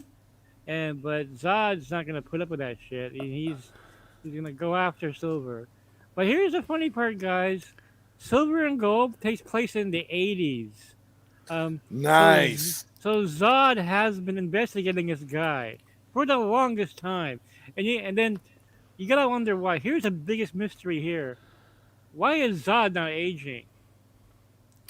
Ooh. So there's that mystery too, because you guys. I don't age. You look the same in 80s. True story. Like you do now, and so I'm gonna leave that a mystery. But Savage Bat, these mutations, obviously. He's not gonna age. Skywalker is an alien. I mean, he's got six arms anyway. Okay, he's just really out there. Shout out to Skywalker and the cool table. Shout out to the Jedi Mafia. 100%. Jedi Mafia. Yeah. Shout out. But you gotta wonder why, Zod of all people who has no powers. Wait, this same Zod that was back in '86, And back then, he was investigating Silver's gang. This guy's been on the trail for a long time. And then Silver, it takes place in the 80s, Sox. Yeah. I'm really excited about it. I'll be messaging you some personal 80s stuff of mine. And it's gonna be wonderful because I can see best time of my life growing up. I could see Mikey throwing in like lines from like classic 80s songs and things too. Oh my God, it's gonna be tons of great references. Talking Heads and I mean, hell yeah. It's I already know, Mikey. I already know what you're doing, bro. You know me too well, dude. You know me too well. Oh, do you know what would be a good one for me? Because of my Savage Bat character is Blondie. One day I'm gonna find you. Not only that, but I'm gonna get you.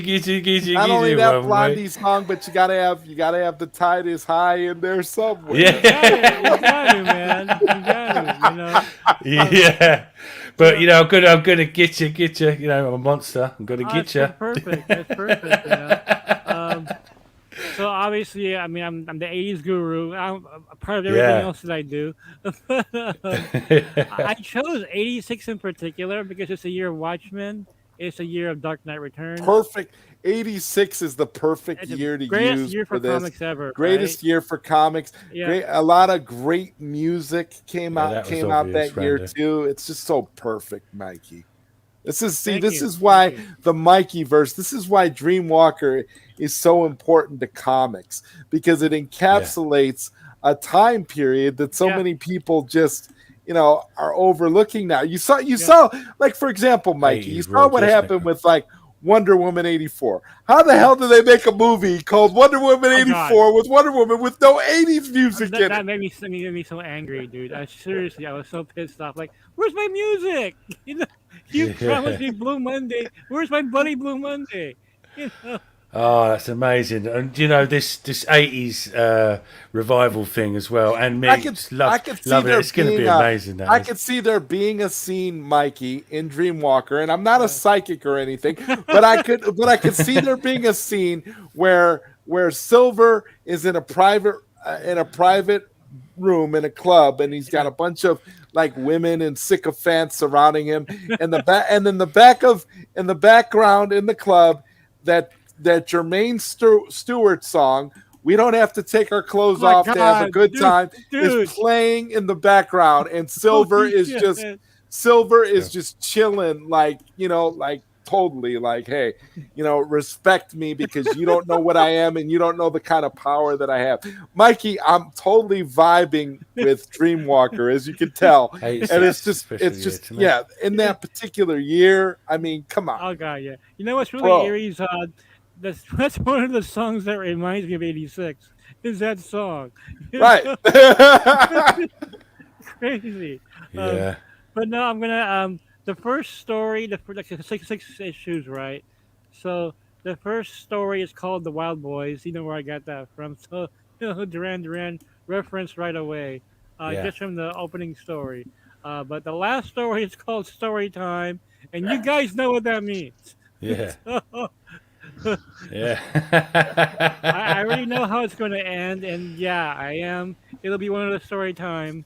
You gotta throw These Dreams from Heart somewhere in there too. Hell yeah! Oh my god! Given the magnitude of the story with Cat and how Dreamwalker is gonna progress, bro. Yeah. I was lucky enough to see Duran at the Festival in the Isle of Wight about 4 years ago, maybe 5 years ago. Awesome, dude. And that was amazing. What I can remember of it, I was absolutely trashed.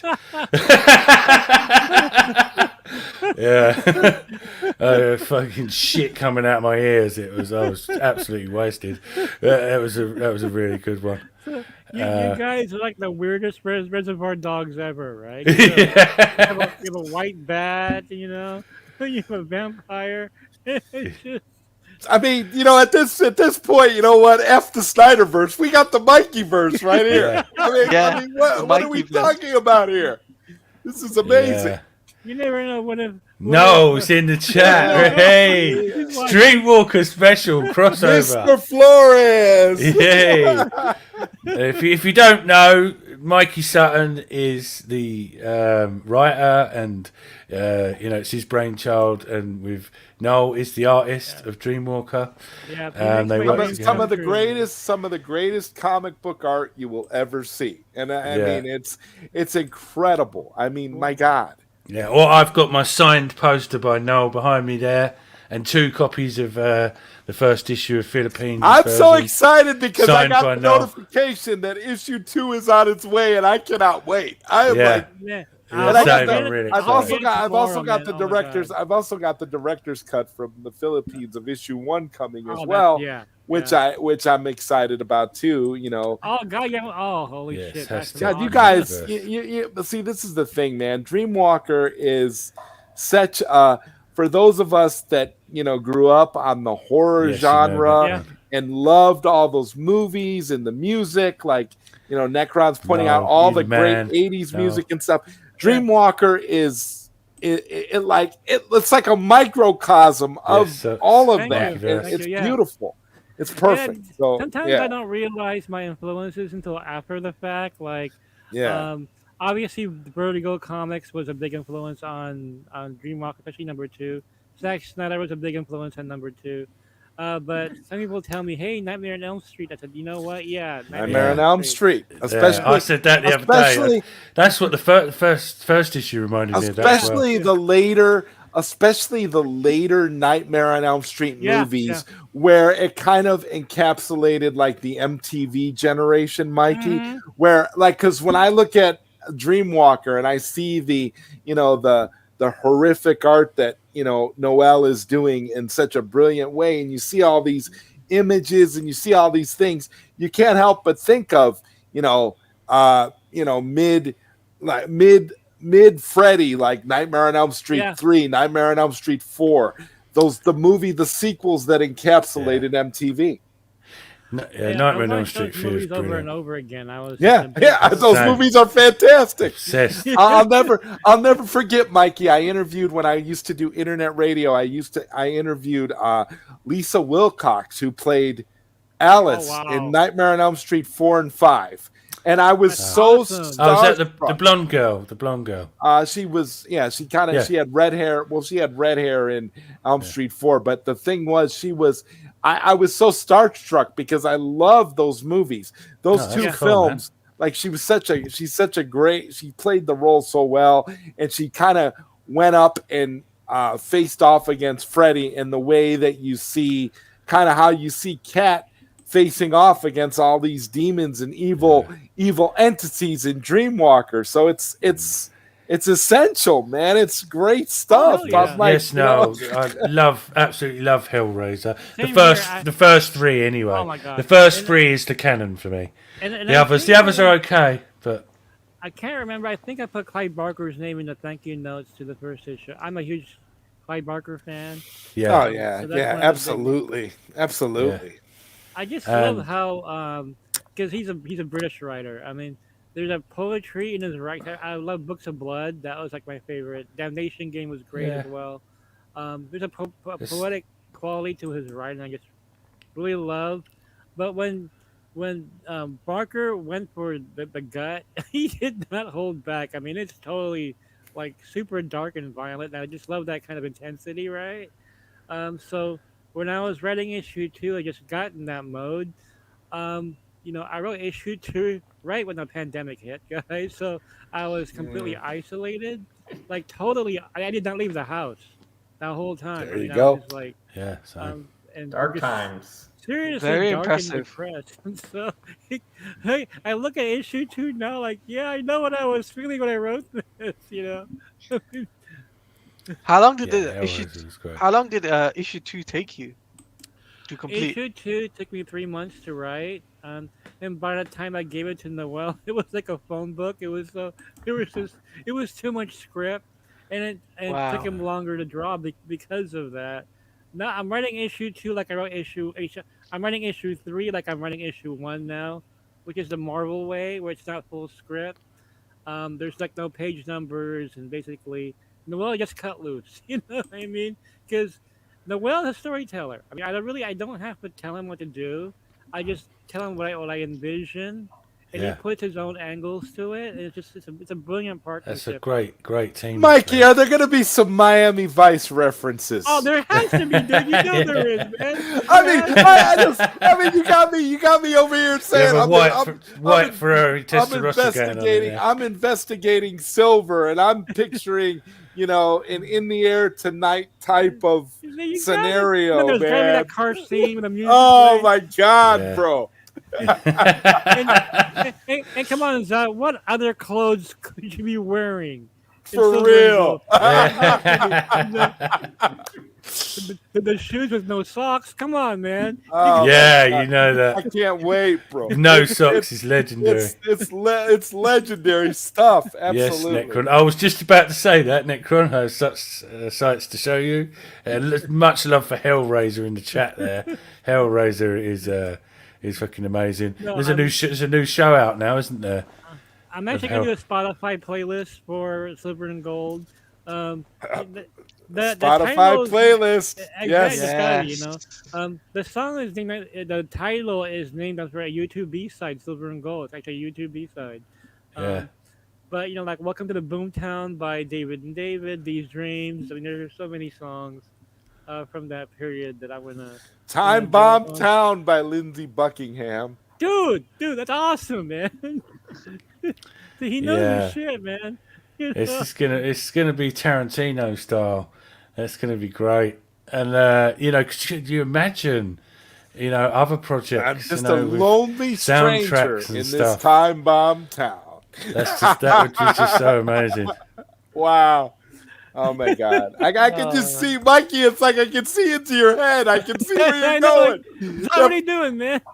That first issue, like after reading, I've read that first issue like 17 times, and it's like now I can see into your head. I'm like, I know where you're going. Mate? How you doing, mate? Even issue 1, I thought was pretty dark, honestly. Yeah, it is. Yeah, but issue 2 takes it to a new level.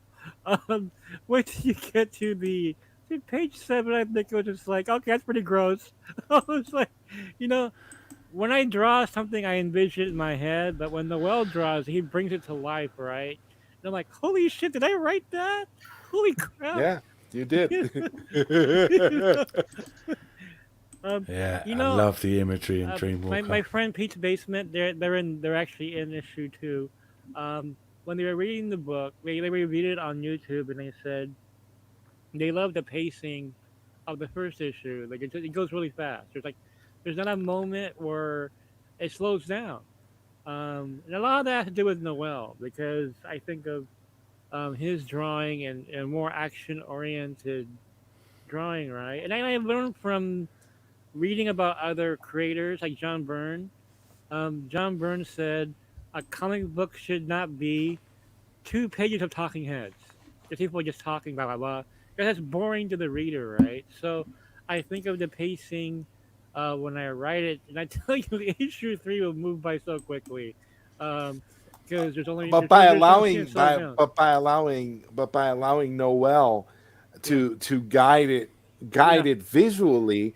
That frees you up as a writer, because his art is so mesmerizing that you have this that now it's almost like a hand in glove kind of scenario where you can space out your dialogue, and you don't have to have 2 pages of talking heads, because you've got Noel to bring the vision to life visually. So it's awesome. Like all of the stuff that you're describing right now, I'm thinking about it in terms of Dreamwalker is about, in my opinion, Dreamwalker is about as cinematic as a comic book can get, for real. Thank you. Well, I think cinematically, Noel has worked for television with both The Spy and Cantadia for the Philippines, like the biggest TV network over there. He did the graphic designs. So he's very cinematic in his approach. When I was writing issue 2, guys, when you read the story, you'll see where I'm getting at. Initially, Dreamwalker goes to this cult church, right? And then she listens to the sermon, talks to the headmaster, and then leaves. That was the original plot. And I'm reading it, I'm like, wait a minute, I have Noel drawing this. I'm not gonna have just her going to the church and leaving, right? We have an artist like Noel, like, come on, man, you have an army right there. Why not use it? So all of a sudden I got the idea of the blood dripping. You've got Noel. Yeah, exactly. So every scene is gonna be something epic. There's gonna be a reason. There's a reason for the epicness, right? Yep. And so I was like, okay, I know Syl is in that scene, right? I'm like, wait a minute, the blood drips on him first. That's like all of a sudden everything is fell into place. Like, okay, why is the blood dripping? Oh my gosh, the 3 girls they're hanging from the ceiling of the church. The rope drops. Yeah. And it's all chaos after that. I mean, it just goes nuts. There you go. There's the link to Geekosity, Mac. Thank you. Guys, Mikey's thing there. Check it out if you haven't already. Yeah, make sure you guys go check him out. If you're on the replay, check that out. There's the link.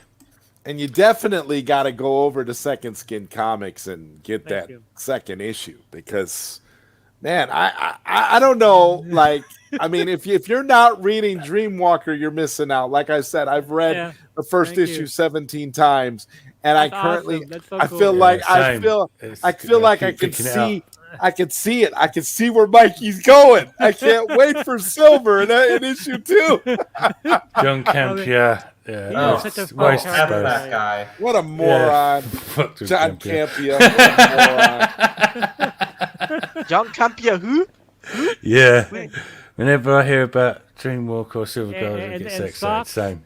when you show up in Silver and Gold, you are 10 times more creepy than the Riddler and the Batman, okay? Because I'm gonna write you. There you 10 times more creepy. Yeah, I'm gonna write you like how the Riddler should have been written, in my opinion. How the Riddler should have been written. Because I thought that's not scary. I mean, he's kind of weird, but I've seen scarier, right?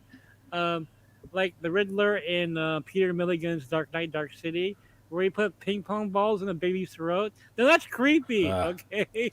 Yeah, this Riddler in the Batman was DC, like a creepy poser.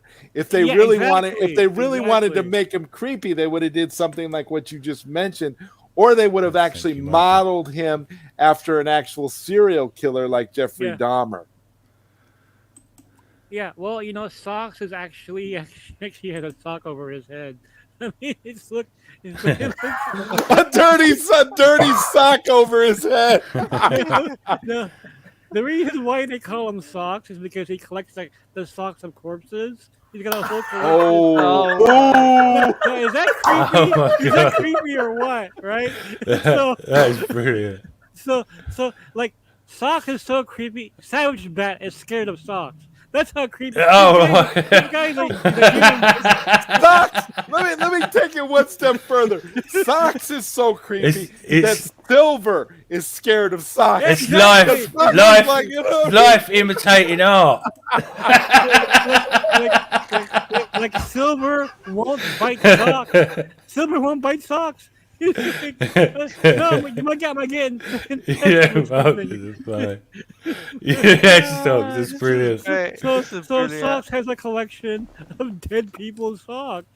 Dead people's socks. Oh man, God, this is gonna be so great. That's so epic. I mean, honestly, could you imagine if like Matt Reeves put 1/10 of the creativity into the Batman that Mikey is putting into the Dreamwalker? Could you imagine what kind of movie we would have gotten? I mean, come on.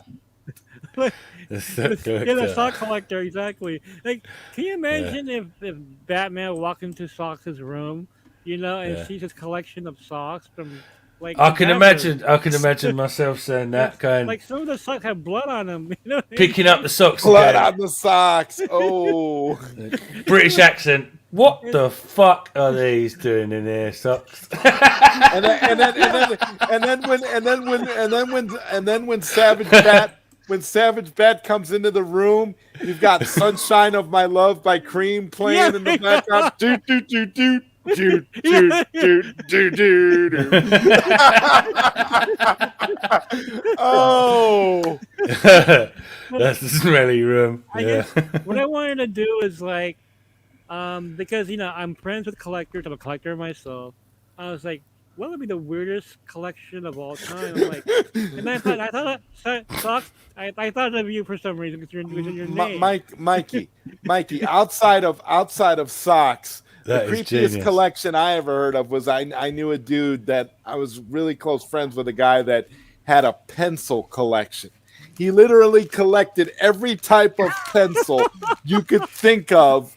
I mean, he knew about pencils that nobody even knew existed. And it was the weirdest thing, man. But the socks thing tops that is genius and super creepy. Genius.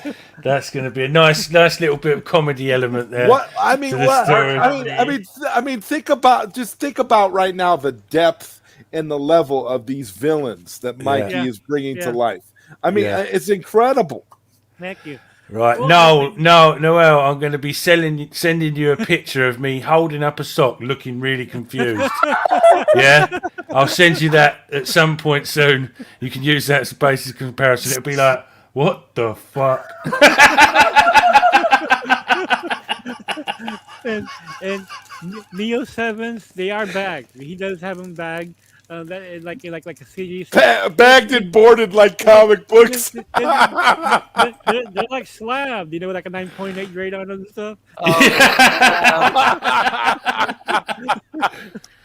Yeah. Oh my god. Bagged and dated in look drawer. Yeah. That's gonna give anyone a migraine. That is so creepy. That is incredible. That's gonna be fucked up. His prize collection, his prize socks. He's got Marilyn Monroe socks. Hey! No! Oh my god! You know what would be even crazier? He somehow has Jesus Christ's socks. That could be his goal. Yeah, maybe. Yeah, you never know. Have socks back then.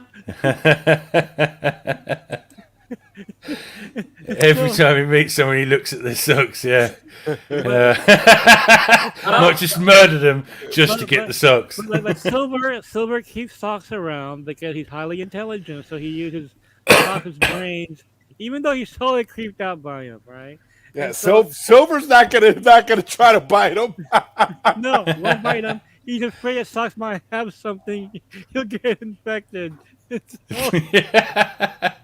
Oh man, that is fucking brilliant.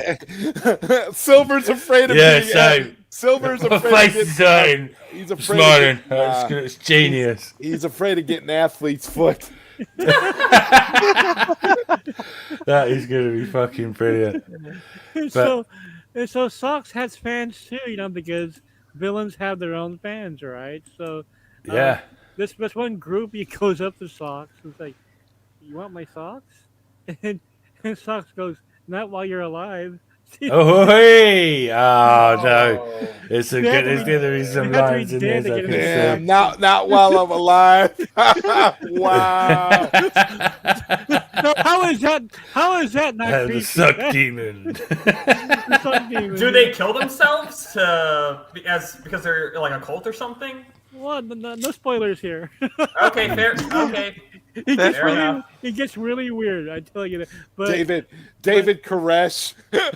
Yeah, well, there's a running joke though of Silver, like, whatever you do, don't let Socks take you to his room. That's a running joke. And then why? What's in there? Savage becomes curious, like, what the hell is that room? And then no one will tell Savage about why. Like, back one, no, don't go there, man. Don't go there. Yeah. So we can tell people not to go. They want to go, right? Because the curiosity gets to them. So Savage Bat goes to Socks' place, sees all the dead people's socks, and starts cussing in British, right? What the motherfucking shit? Holy shit. You got some serious fucking issues, man. What the fuck is this? Blimey, smells like shit in here. Yeah. Oh man, it's brilliant. It's fucking genius. I'm taking a suck. Oh, that story that's gonna be like one of the darkest scenes alone. I feel like a sock killer. Yeah, he kills for socks. Yeah, and I can see him just saying it really. Snyder Queen cusses in British. Saying it really, I could like run out of the room and go to Sil. Have you seen what this wanker's got in his fucking bedroom? Fucking dead people's fucking socks, the cunt. There you go. You can just see him. You can just see him saying it like that too. You can just see Socks being just like. You can just see him like just completely calm, looking at you. I'm taking your socks, just matter of factly before he kills him. Like, it's just wow. You have a vampire, you have a savage bat. The most disturbing character is the socks. The socks. That makes so much sense because, like you said, we'd be scared of him. Because the socks thing, that I'd be like, what the fuck? Good thing I wear sandals. That Genuinely, touch me. Like, this is some freaky shit, man. You got to stop this shit. You got issues, man. There's monsters telling him he's got issues.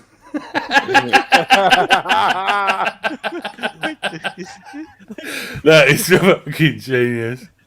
Oh man. Here's one scene where Zod's investigating Silver, right? So he's looking at some corpses. He goes through this mortuary, and then he's trying to see if they have vampire bites on them, right? And so trying to see if they fix those teeth. And so anyway, he's walking through these rooms, and he sees socks, like taking the socks off a cadaver. His eye goes, I don't want to know. I didn't see that. I don't want to know.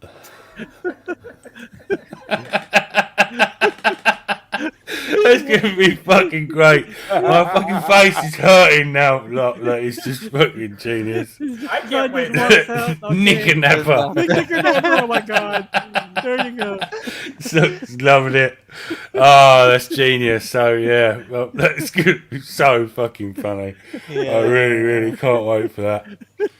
That is going to be amazing. I got a feeling Sonic's going to be like a breakout character. Yeah, he could be the one. We're all super cool monsters, and he's like this random dead socks collector that everyone loves. Socks is gonna have his own series, like because he's just so, like the depth of the character. Like wait, yeah. Zud, he'll have his own miniseries. Yeah, exactly. Yeah. I just got this feeling that when this really takes off, I'm gonna go to a convention. I'm gonna see people cosplaying as socks, right? Yeah. Don't give me your socks, okay? I'm not gonna autograph your socks. Yeah. Mikey, you're setting yourself up to autograph people's stinky socks. Oh my god, no. Yeah. Yeah. I could say I was just, be like, well, where'd you get these ones from, socks? Oh, that was just some dead crackhead I found on the side of the road. The thing is, Mikey, you're gonna have really hot women coming up to you, taking their socks off, giving you the socks. Hey, it won't be all bad. Yeah. We'll have to do some special edition socks to sell. Oh yeah. Oh yeah. Definitely. I had this bad feeling I'm gonna see this weird kid, right? Can you sign my socks? Yeah. Oh, yeah. You're gonna get that 100%. Guaranteed. They belong to my late grandmother. Okay, kid, I'm out of here. I'm out. That is fucking amazing. Yeah, merchandise, Mikey. You know that, Neo. Definitely. Yeah. Got to get some socks. Yeah. Well, but man, where the real money's made. So. What's that? I said merchandising is where the real money's made. It is. Yeah. We Why haven't not? even started that yet. Like we're gonna have Dreamwalker statues that we've been planning. I'm really excited about that. They will look great in the background here. Oh God, yeah. I'm gonna get them, right? Yeah. especially Kate Valdez, obviously. I'm gonna have them all, man. All of them lined up. Yes. Yeah, most definitely. That's gonna be great. Awesome. But yeah, that's just the way this is unfolding. This Dreamwalker thing is just amazing. Unfolding a lot. It's one of the greatest things that's happened to me in my life. Thank you so much, Mikey. Had no idea it would just unroll so effortlessly like this. It's like before my stroke, I was very analytical in my thinking. I think when I had my stroke, I'm using a different part of my brain because all of a sudden I got really creative in my thinking process. And now I just have stories coming out of my brain. Yeah, so the strokes like unlocked your superpower, basically. It did. Yeah. It's weird, right? How that happened, right? But it's true. Because I couldn't write a story. It was very difficult. I actually wrote a comic book script before Dreamwalker, and it was tough to write. Now it's just like... Silver's Aviators, that's right. Yeah. Oh, yeah. There you go. Oh, yeah. Oh, yeah. Yeah, that'll be huge. Yeah. Everybody will want one, Yeah, definitely. Or socks. Yeah. Mikey, you made my whole week. I'm forever changed, thank you. Yeah. I guess Hope socks. You don't have like groupies following you. Like, well, these are my dead socks. And you just like them, you know. Yeah. There could be some seriously fucked up shit going on there. my dead socks. Oh yeah, right before they hit the laundry. They could end up writing new story times. Yeah, I know. No, I'm having a ball writing these characters. They're so colorful and interesting, and that's really what's important to me is I write interesting characters, and so throwing Silver and you guys in the mix just makes it a lot more fun, and also world building, right? Because I told Noel I really wanted to build out this world, and take it in different directions, so it's beyond just Dreamwalker. I mean, she's got her own story, but the secondary characters should be just as cool, you know. Cool. And I love the fact that we can take place in '86, just my prime time for me. Yeah, it's also the year my favourite movie came out, Aliens. So nice connection there. I love for me. That's my favourite movie of all time. You see the director's cut of Aliens? Oh, of course. Fucking awesome. Yeah. Well, what it was, they released the theatrical version in '86. Yeah. And then they released a special edition in '89. Yeah, I think it was. Yeah, and that had the scenes with the colony at the beginning and the machine guns and all that. It was amazing, David, is that when I saw the special edition, you realize the whole film is about motherhood. Yeah, it is. It's like Batman versus Superman. I said this before. Integral part of the story was missing, and that made the connection between Newt and Ripley. Because I love this so much. And funny enough, I can't remember the name of it. I'll do it on the next episode. There's a crowdfunding documentary being made about aliens, and they're at $250,000 already. And you can, add money to the level you want. And I might invest in that, and get your name in the credits. But you can upgrade. You can be like. £1,000 gets you associated producer, and credits on IMDb. It goes up to I think 5,000. You can be an actual producer, and probably be in it. I suppose I can't afford that, but looking forward to that. Yeah, no, I love Aliens. I saw Alien in '79 in the theater. That movie scared the shit out of me when I was a kid. But David, I've been watching Andor lately. I'm still not finished with it yet. Yeah. But I really want to write a science fiction comic book now. Wow. I really want to. I'm inspired now. That's the beauty of Dreamwalker, though, Mikey. You can incorporate all kinds of things into that world. It's a dream. Exactly. Yeah. Talking of science fiction. Yeah, go on. Well, I'm gonna have Skywalker going into space after Silver and Gold. He goes off into space. Because he doesn't get that antidote, for the Savage Bat. So, but anyway, Skywalker goes off into outer space with Savage Bat to get that. So some sort of Star Wars. Fiction. Yeah, exactly. Or Star Trek. I mean, it's gonna be nuts. So I was thinking, what if there was like a buddy cop movie in outer space, with two guys who are drunk all the time. Yeah. How much fun would that Definitely. Be, right? Yeah. Yeah. But Mikey, what would be cool in the future? A Dreamwalker video game. Oh my god! Noel that would love be that. Cool. Yeah, that would be amazing. You never know. I mean, on the science fiction thing, totally separate from that, me and my brother have been writing a sort of science fiction story about a girl that lives on Mars once it's kind of sort of been colonized a little bit, and it's a very hard life, a bit like Rey in The Force Awakens. Going around collecting stuff. I don't want to say too much, but that's a project I'm working on with my brother. Awesome. And I'll probably pitch that to you, and whatever when it's finished. But that's something that I've got in the pipeline myself, because I'm a huge science fiction fan. Meet Neo 7s. You're getting my memory is going with that list of yours. I saw every single one of those films that you have listed there. Um, Yeah, oh Critters, God, loved Critters. I love Night of Friday the the 13th, Creeps. Part 6, Night of the The Creeps, Hitcher From was Beyond, The great. From Hitcher, Beyond, that was The by Fly. reanimator. Stuart Gordon directed that film. I was a Yeah, hardcore horror fan, guys. I had a Fangoria subscription. I was really into horror back in the day. yeah. Great film. David Um, Cronenberg, The Fly.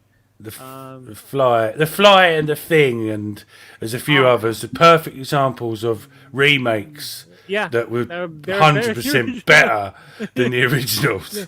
You know, it doesn't matter how you go on about pretentious and all that; they were better. Scanner. Especially The Thing. Oh Like, that God, is one of the greatest movies oh ever God, made. it is. I saw the thing at a theater with a Yeah, bunch of military dudes, right? Now this came out during a time of ET, so everybody was like into friendly alien shit, right? So the thing comes out, um, so there's all this macho military guys in the theater, right? He goes, yeah, this won't scare us, right? Um, the theater was packed, just big dudes, right? It gets that blood test scene, like you're trying to figure out which one has the thing inside of them, right? And when that thing jumped out of the blood, dude, that all those dudes were screaming, man. They yeah. were screaming in the theater. These big military dudes. I could not stop laughing. Oh my god, I love that film, David. I saw it millions of times. Yeah, I've got the Steelbook collection. I've got so far. I've got most of John Carpenter's and 4K Oh, Steelbook, love his Prince stuff. of Darkness, and That's a good movie. That's a good yeah, movie. yeah. I know that's totally underrated. And thanks, Snyder Queen. It's something that I've been working on with my brother for about 4 years now. And since Mikey's done Dreamwalkers, inspired me to break it down to less of a novel and more of a comic book style, Yeah, sort I of like to see it. screenplay style. And we're gonna try, and make something out of Well, that. And really David, if you excited haven't about seen that. Nice. it, go see a film called Dark Star. Oh yeah, I Um, have. I've seen Dark you Star. have Yeah, that's Yes. the that original was version of that. Alien. That was the original script, and then Yeah. they with that really bad balloon alien. that was terrible. It was blatantly just a balloon. Like, But yeah, Ridley Scott actually based that on. He used yep, that. Dan He used O'Bannon that. wrote the script for that. Yeah, If it's funny, that film got a G rating, right? But in yeah, one scene, if you look at the background there's like a naked girl on the poster on the wall there. yeah, yeah. They They do. noticed it. They noticed Yeah, it got a G rating. yeah. They gave the it's- finger in that film too. So I was like, got a G Yeah, there rating? was so many of them. Oh, one of the funny ones. Dark Star kind of Yeah. gave me vibes of an old arcade game, Mikey, called Sinistar. You remember? Oh my Yeah, god. I remember dude, Sinister. You're taking me back in time, man. Yeah, I remember that. Well, that reminds me. There's so many of them little silly things that are done in, sort of low-rated movies. There was Oh that yeah. Teen Wolf, where one of the people in the background had their cock out because you just used extras from the school, and they didn't notice for years. But it was someone was playing a prank. And it was someone in the background standing there with the cock out. I missed No, that with too. Michael J. Fox. Yeah, it was brilliant. They had to go back and edit it. Certain versions have got it, and certain ones Oh, man. haven't. Yeah, Back in the 80s, okay, if you were in the Philippines back in the 80s, you could rent 15 movies a week for about $1. Okay, Oh, so dollar damn. exchange rate, and all the tapes were bootlegs. So so they made dozens of copies of movies and stuff. I Yeah. would see 15 movies a week, and I've never done that since. Nah. But if you ask me about 80s films, that sucks. likely I probably saw it. Yeah, And I miss those days, dude, where I could just sit back and I don't have that time anymore. nah. Like when I was 19, 18, 19, oh hell yeah, man. I watched everything. I Yeah. watched foreign films, I watched every single like B movie, drive-in flick, I mean whatever.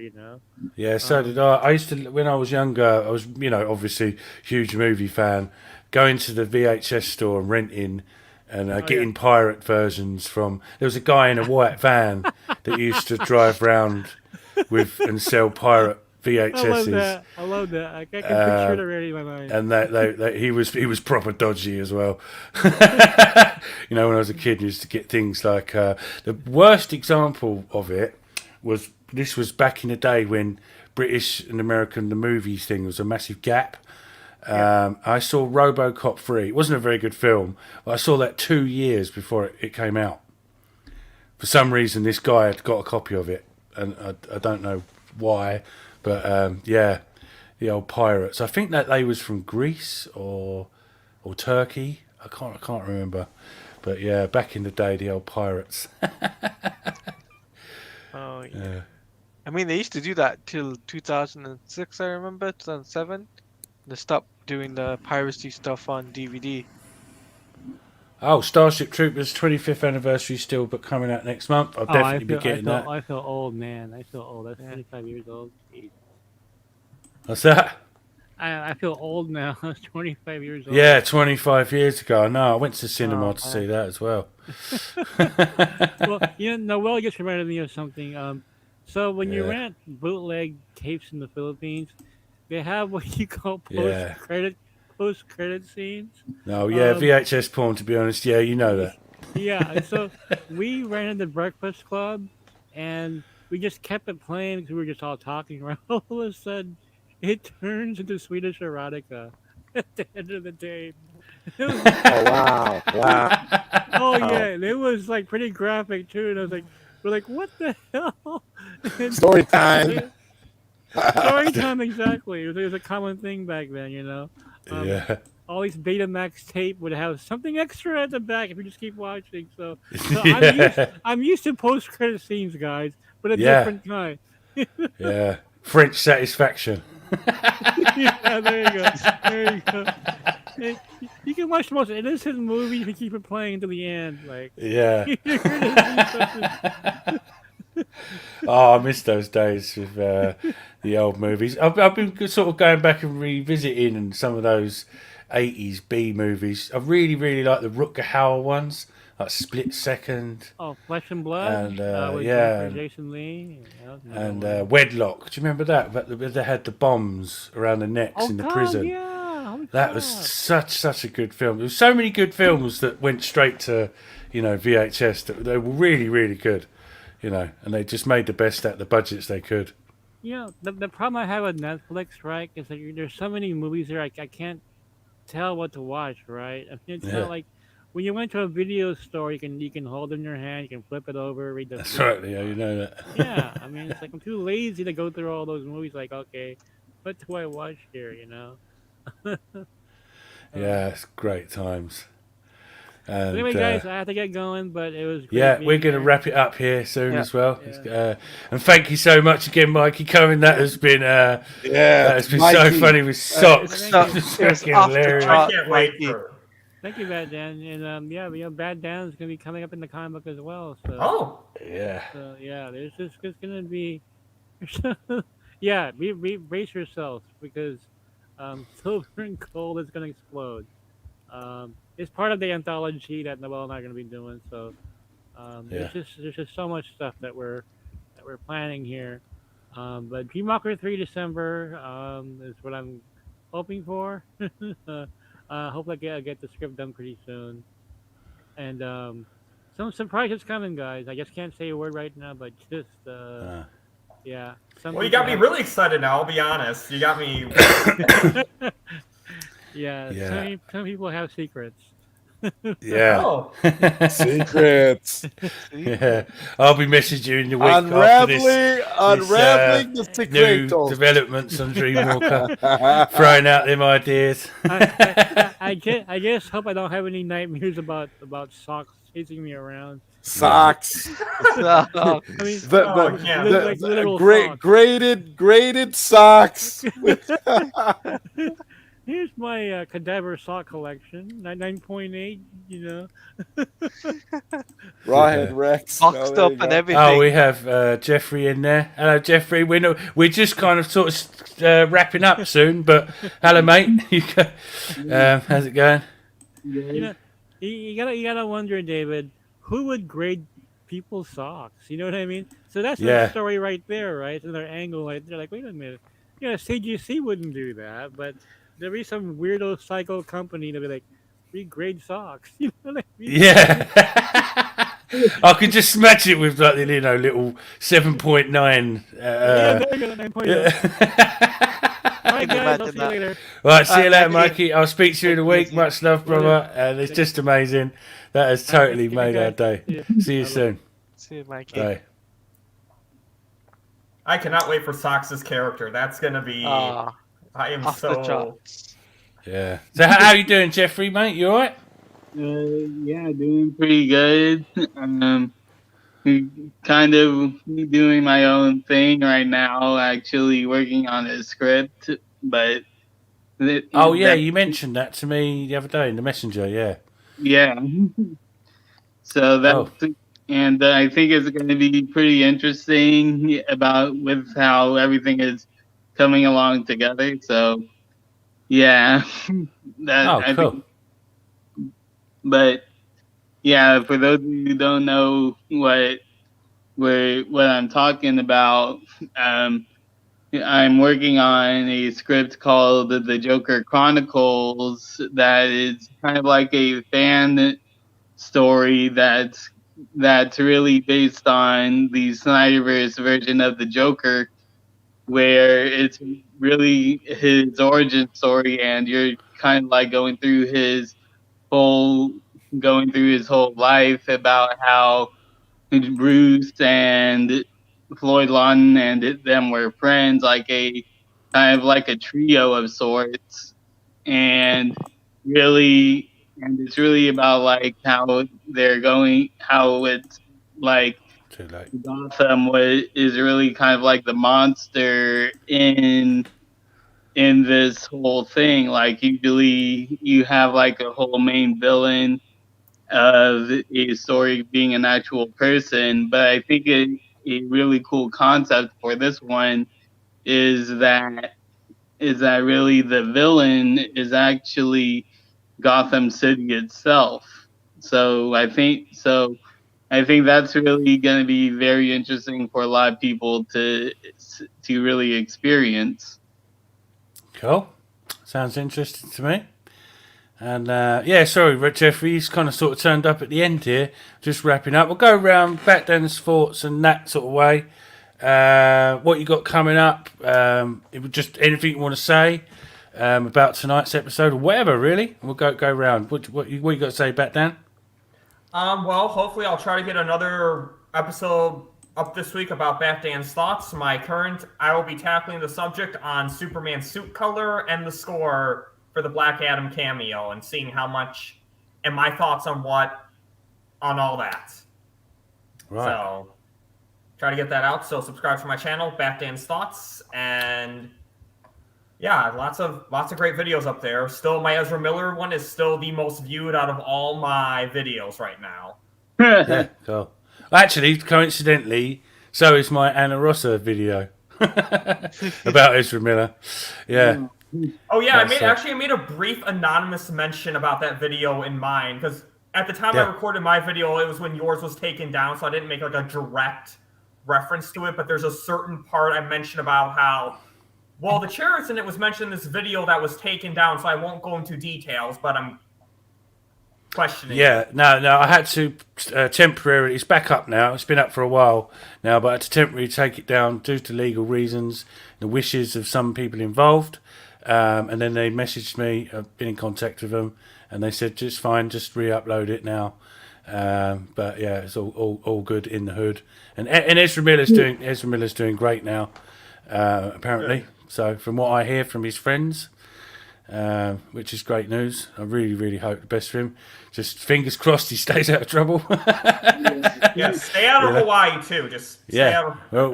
We're all only human. Mistakes are made. That's part of what life's about. Exactly. Yeah. I mean, the only difference is Ezra's a celebrity, so theirs gets more broadcast. But trust me, if I was a celebrity, a lot of stuff I would not want people to know. I'll tell it like quickly, I'll get this one in there. Cavill can't find a film DCU projects until mid-2024 due to schedule. If Black Adam is huge, Black B.O. will Zaslav greenlight Black Adam versus Superman instead of Man of Steel 2. I don't think so. I think Man of Steel 2 will be first. Because, Zaslav is like shock and awe. Everyone on the planet is asking for another Man of Steel movie, and it just makes sense that for that first. I could be wrong, it's been reported by, Mikey and Seal that's highly likely that Man of Steel would be next. Yeah, it does sound cool, Jeffrey. Joker Chronicles. Yeah. Yeah, subscribe to all these great channels. If you haven't, subscribe to Teledare Plays. Yeah, Trinity front and centre. Mm-hmm. And how about you, Zod? What you got coming up? And what you got to say? Well, of course, I got some more late night Q&As coming up, so I'm looking forward to those. So definitely check those out on my channel if you haven't. And I got to say, man, this was a banger stream. It was fantastic. Really My face is actually hurting. Mikey dropping all those bombs about all these great characters, especially Socks. I can't wait. Dreamwalker all the way.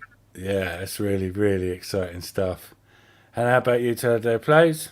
Well, I've really enjoyed tonight's stream. Banger of a stream. It was great to see Mikey hop in here, drop the Dreamwalker stuff. But I have got stuff coming up for Black Adam, doing review. I'll be also doing live streams for Gotham Knights. Because I'm going to be doing the gameplay and all that. And I might get you guys involved if you guys are interested. And and also, by the way, guys, I have got a podcast, which is a DC Comics podcast. And I always credit Mikey and Sil on there because, to me, they are legitimately the greatest people on YouTube to get things right. 100%. There's no doubt in that now. Anyone that says any different is fucking retarded. Yeah. And how about you? Oh, no, you've already said, Jeffrey, you got your Joker Chronicles project. Obviously, you're in the Snyder Nights with me, so we cross over a lot and speak to each other. Subscribe, guys. And if you really want to cheat, go back and like all my videos so far and bump that algorithm up. Get the videos going and booming. That would be very much appreciated. We'll call it. Let's get this streams to 200 likes. That would be nice in the future. Yeah, a lot of building up to do. These things don't happen overnight. Yeah. But yeah, we'll wrap it up there. It's been a long one, and Restore the Snyderverse is coming. Much love to everyone on the panel. The legendary Mikey turning up. That was fucking amazing, brilliant, hilarious. Really can't wait for Dreamwalker, the future of Dreamwalker. It's going to be amazing. Much love to everyone in the chat. You're amazing. Thank you so much for showing up and showing your support. It absolutely means the world. I mean that, it really, really does. And I'm the motherfucking Batman. Batman out.